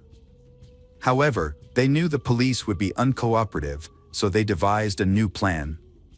They convinced the landlord to help them by telling Ethan that the apartment needed insect treatment. The team leader, dressed as an exterminator, accompanied the landlord to the apartment. But their plan almost failed. They realized Ethan only moved the car away from the house and did not actually leave. Upon entering the apartment, the investigator and the landlord were met with an unexpected surprise. Ethan was still at home, and Heather was the one driving his car. The investigator then had to think quickly and adjust his plan. They insist that the apartment needs to be disinfected and ask Ethan to wait outside while they spray the dangerous disinfectant. Ethan, unaware of the investigation, agreed to leave his apartment. Meanwhile, investigators begin searching for evidence to prove Ethan's involvement in Kate's disappearance. They found Ethan's backpack and examined its contents. Discovering Chinese money, it resembles the bills found on Kate's bed. However, the search yielded no other significant clues. The investigator and the landlord pretended to complete their task and left. The team needed a new strategy. After reviewing the footage from the camera outside Ethan's apartment, they noticed a man frequently entering the building, Terry Williams, a neighbor of the couple. The detective suspected that Terry might have information about Ethan and Heather's involvement in Kate's disappearance. The team decided to take a risk and offered Terry a substantial sum of money in exchange for his cooperation. They visited Terry's apartment with the offer, hoping he would reveal what he knew about Kate's disappearance. detectives encountered an unexpected situation when they told Terry what was happening. Unbeknownst to them, Heather was at her home and overheard the conversation between the detectives and Terry. When the detectives started talking to Terry, Heather was extremely frightened. She immediately called Ethan and explained the situation in a hysterical state. The investigation team did not expect this, and they spent the next few days coming up with another plan. However, Terry later contacted the detectives and invited them to his home to discuss. Upon arriving at Terry's apartment, he reveals that although Ethan and Heather did not directly tell him about their involvement in Kate's disappearance, but he had suspected that the couple had done something wrong to Kate. Terry then produced an iPod that Heather had given him shortly after Kate's disappearance. He had assumed the iPod belonged to Kate. The detectives examined the device and, using its serial number, confirmed that it indeed belonged to Kate. This discovery provided the investigation team with sufficient evidence to return to the police department. The local police could no longer ignore the case and decided to take action. After reviewing the evidence gathered by the team, they arrested Ethan and Heather. During the initial interrogation, Heather agreed to cooperate in exchange for a reduced sentence. She claimed Kate's body was on Watala Island, approximately 20 miles from her house. However, when the police searched the area, they found no of Kate's body. It became clear that Heather had given them false information. Andy Savage then tried a different approach, suspecting Heather's direct involvement in Kate's murder. He met with her and offered a deal. In exchange for revealing Kate's body location, he would help get her off the forgery charges papers. Heather, seeing this as her only chance, agreed to the deal. She provided a detailed description of the location on the outskirts of Watala Island, claiming Kate's body was still there. The detectives decided to search the area without police accompaniment, but they were initially disappointed when they found nothing. However, they returned the next day, and they eventually discovered Kate's body. The forensic doctors were unable to determine the cause of Kate's death. But the truth eventually came to light when Heather began to confess. In August 2009, Heather signed a confession admitting to murder, obstruction of justice, and bank check forgery. The police investigation revealed that Heather had been committing fraud for years and had targeted Kate as her next victim during a trip from Washington. Heather later met Ethan and started a romantic relationship with him. Ethan, however, did not immediately plead guilty, and his trial began in October 2010. The prosecution used Heather's testimony to reconstruct the incident surrounding Kate's disappearance. According to Heather's account, on the day Kate vanished, Kate discovered that Heather had deceived her and stolen her credit cards. Kate threatened to inform her father. Heather confided in Ethan, who chose to support her despite his long-standing friendship with Kate. The investigation revealed that Kate was not alone with Ethan on the night she disappeared. Heather was also present. It appears that Heather and Ethan attempted to negotiate with Kate at a restaurant, trying to persuade Kate not to expose Heather's deception.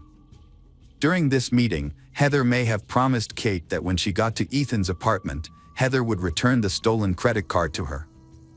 Upon Kate's arrival, Heather and Ethan may have been waiting for the right moment to end her life.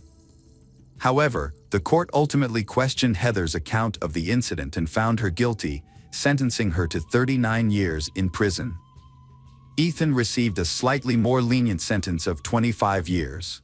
Hello, crime enthusiasts. Are you ready for another chilling investigation? The case of Johnny Álbuera. Johnny Álbuera was born on August 26, 1983 in the small town of Bristol, Tennessee, USA. She is cheerful, friendly, has many friends, and often goes to parties. While in school, Johnny was a member of the local cheerleading squad. After graduating from high school, she studied psychology and criminology at East Tennessee State University. While in college, she met Jason White. They became a couple, and they got engaged before graduating in late 2004. When Jania was 21, she decided to continue her studies to get a master's degree in psychology, so she temporarily moved to Knoxville. While studying, she worked part-time at a child education center and realized her passion for helping children. Her boyfriend, Jason, studied law in another state. Despite the distance, they kept in touch and planned their wedding. While in Knoxville, Jania stayed at a classmate Jason Amami's apartment. They had attended college together and moved to Knoxville together. They shared a 2-bedroom apartment, and Jania stayed until she found her own place. Jania had 2 part-time jobs, one at a jewelry store and one at a children's hospital. On the evening of Sunday, December 5th, after working at the store, Jania went to the mall to do some Christmas shopping. When she got home, she wrapped presents for the children at the daycare center, chatted with her neighbors, and then went to her room. Before going to sleep, she talked to her boyfriend. Around 4 a.m., Jason Amami heard Jania screaming. He thought Jania was having a nightmare, so he went into her room, but instead of Jania, Jason Amami saw a stranger holding a knife. The stranger attacked Jason Amami, and they struggled. He eventually pushed the attacker away and ran out of the apartment. He went to the nearest convenience store, about a mile away, to call for help. The store clerk found him covered in blood and called 911. The police arrived at Jason Amami and Jania's apartment and found Jania in the hallway connecting 5 apartments. She was still alive but barely conscious. When asked about her attacker, she gave only vague clues. The police searched the entire building and the surrounding area but could not find the attacker. They took Jania to the nearest hospital, but despite the doctor's best efforts, she died. The doctor said that Jania had suffered more than 20 stab wounds and that her chances of survival were slim. Meanwhile, Jason Amami had suffered 8 injuries from the attacker, but only one was serious. He was treated and his life was not in danger. At the same time, detectives began investigating the scene. They found blood in the hallway, indicating that Jania had tried to call for help from neighbors, but no one answered the door. Near Jania's room, they found the murder weapon, a kitchen knife owned by Jason Amami. The attacker used the knife with such force that it was bent and damaged. Police also found blood stains near the back door and on the stairs leading to the street. Since Jason Amami and Jania had left through the front door, detectives believe the killer escaped through the back door. In Jason Amami's room, they found another clue, partial footprints that the attacker may have left while stalking and attacking Jason Amami. Because of the brutality of Jania's death, police suspected a personal motive behind the crime. Initially, detectives investigated Jania's boyfriend, even though he lived about 1,000 miles away in Knoxville. However, all of his friends and family said that Jania and her boyfriend had a wonderful relationship and that he had no reason to commit such a brutal act. He learned of Jania's death when her mother called at 10 a.m. to tell him. He said he fainted when he heard the news and it took him a long time to regain consciousness. Unable to do anything, he asked his neighbors to help him book a plane ticket and prepare his luggage. Investigators looked closely at Jason White's alibi and realized that he could not have made it to Knoxville and back in the morning by himself. So they eliminated him as a suspect and turned their attention to Jania's neighbor. This neighbor did not have a solid alibi and had been in the apartment with Jania, raising suspicions that he could be the culprit. Jania's friends and family also suspected this neighbor. Some believed that he could be the killer, while others accused him of fleeing the apartment, leaving Jania behind. The suspicions were so deep that the victim's parents did not even want him to attend her funeral. However, after Jason Amami was discharged from the hospital, investigators began questioning him. He stuck to his original story. He heard screaming, saw a strange man, and was attacked by him.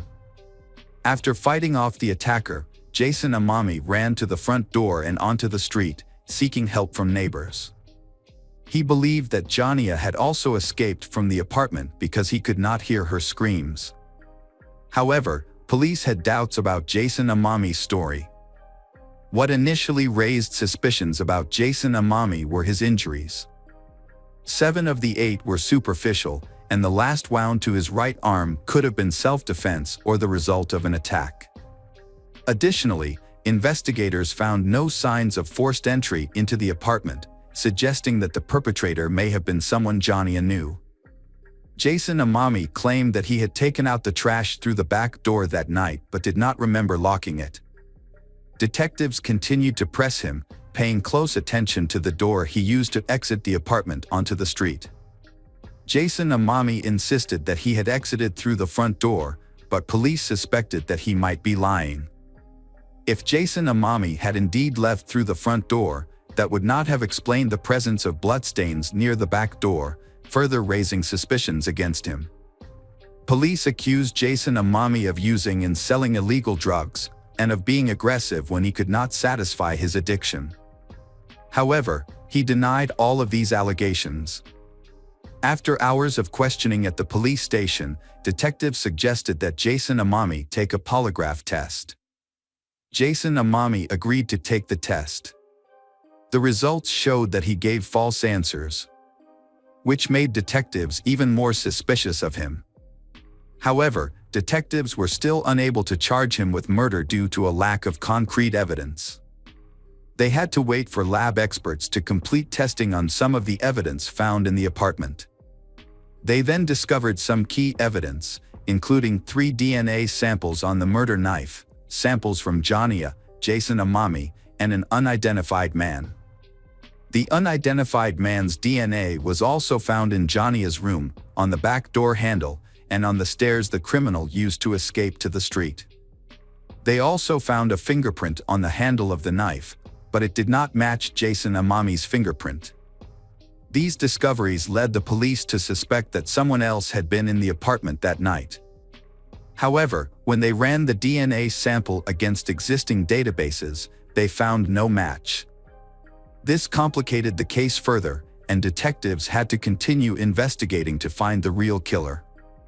Investigators have ruled out Jason Amami as a suspect, but the public remains uncertain about his role in the incident. They believe that Jason Amami abandoned his friend and ran away instead of protecting her. However, it is worth noting that after the accident, Jason Amami began to suffer from post-traumatic stress disorder. A key finding was later revealed: the polygraph operator had misinterpreted the test results, and there was no indication that Jason Amami was lying. Additionally, there was no concrete evidence that Jason Amami was involved with illegal substances. They eventually concluded that this was used as leverage to frame him. More importantly, however, doctors initially underestimated the severity of Jason Amami's injuries. In fact, he had suffered severe damage to his lungs and neck, with little hope of a full recovery. Due to inaccurate information reported about Jason Amami's health, the insurance company only covered 25% of his medical expenses, leaving Jason Amami facing serious financial hardship. After eliminating Jason as a suspect, police began questioning him as a witness. Based on Jason's testimony, they attempted to create a rough description of the attacker. However, this was made more difficult by the fact that Jason could not see the attacker's face clearly. The apartment was too dark and the attacker lunged at him as soon as he entered the room. Investigators also discovered several suspicious items in the room, including a hat, a record player, and a stereo near the back stairs. At first, they thought these items might belong to Jania or Jason, but Jason denied owning them. This led them to suspect that these items might have been left behind by the killer. Police shared a rough sketch of the suspect with the media, and they subsequently received hundreds of calls from the public. Many people reported individuals who matched the sketch, prompting detectives to pursue each of these leads. One of the prominent clues led investigators to a group of teenagers who had broken into homes with the intention of burglarizing. One member of the group, a 19-year-old named Michael, matched the sketch of the suspect. The police began searching for Michael, but this was not easy because he was wanted for burglary. 2 police units joined the search for him, and they eventually found Michael. When interrogating Michael, investigators immediately noticed his shoes, which had a pattern similar to the footprints left by the killer. They collected Michael's DNA and fingerprints and sent them to experts for analysis. During the interrogation, Michael revealed a surprising piece of information. He and a friend had entered Jania's apartment that night. According to Michael, they planned to rob, but his friend attacked Jania with a knife. However, detectives soon discovered inconsistencies in Michael's story. The details he provided did not match the actual events, and there was no evidence of 2 strangers at the crime scene. Michael's DNA and fingerprints also did not match the evidence at the scene. Michael's shoes also did not match the tread pattern in Jason's room. Investigators concluded that Michael had made up the story. This is not uncommon, as some people may falsely confess to crimes in order to seek attention or reward. Michael's motives remained unclear, but his story was completely untrue. Police subsequently interviewed more than 1,000 potential suspects and collected about 400 DNA samples, but none of them matched the evidence at the scene. Early in the murder investigation, authorities offered a reward for information leading to a solution to the case. The reward grew each month, and by December 2005, it had reached $60,000. The governor then added another $20,000 to bring the case to the attention of the public. Despite many clues, all were dead ends, and the case remained unsolved for many years. In 2007, Jania's parents decided to take matters into their own hands by looking into changes in state law. They noticed that the killer's fingerprints and DNA did not appear in any databases, which raised suspicions about his brutality. They assumed that the killer had a criminal record, so they investigated Tennessee law. Through their investigation, they discovered that, according to Tennessee law, fingerprints and DNA samples could only be collected from convicted criminals. So Jania's parents expressed their desire to change this law. They played a key role in drafting a new law that required fingerprints and DNA samples to be collected from all people arrested for violent crimes. After gaining support from the government, the law was passed in May 2007. 2 months later, a breakthrough occurred. Police arrested 22-year-old Taylor Lee Olson for violating the terms of his probation. Olson had a criminal record, including theft, check forgery, and auto theft, and had been arrested several times. Surprisingly, however, police had never collected his fingerprints or DNA. Olson lived with his girlfriend and newborn daughter, but he continued to commit crimes. 5 months earlier, police had begun investigating Olson for his suspected involvement in the murder of Jania. However, they had not been able to analyze his DNA at the time. But after Olson was arrested for violating his probation, police decided to question him about the details of the Jania case. Olson eventually confessed to his role in the murder and voluntarily provided a DNA sample. The DNA test showed that Olson's sample matched the one found in the victim's apartment. Additionally, Olson's fingerprints matched the fingerprints on the murder weapon. Olson claimed that he intended to steal Jania's car that night and entered the apartment through the back door to look for the keys. When he entered Jania's room, she woke up and began screaming.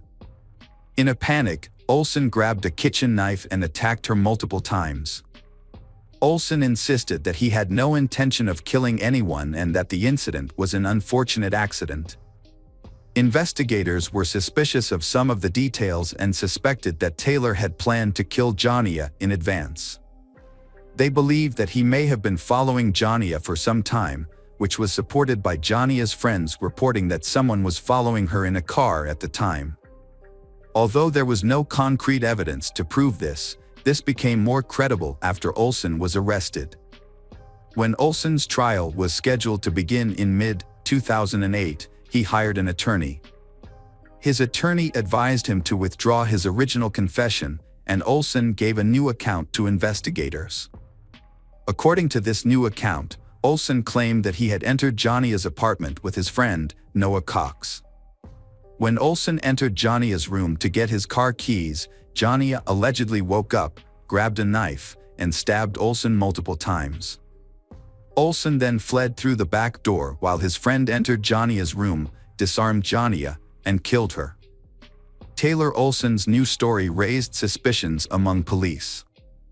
They found no fingerprints or DNA of others at the crime scene, leading them to believe that no one else was involved.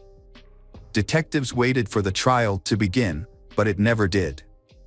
On March 28, 2008, Taylor Olsen committed suicide in his jail cell. Along with him, detectives found several suicide notes addressed to his family, Jania's relatives, and the police. In the letter to detectives, he accused his friend Noah Cox of being the real culprit and apologized to Jania's family and his family. However, detectives still believed that Olsen was responsible for the murders. They questioned Noah several times but found no evidence implicating him. Jania's parents were also skeptical of Olsen's final confession. They felt that if Olsen was truly innocent, he would not have committed suicide. Olsen had consistently maintained that he had entered the apartment alone for months after his initial confession. His sudden change in story to blame his friend raised further suspicions.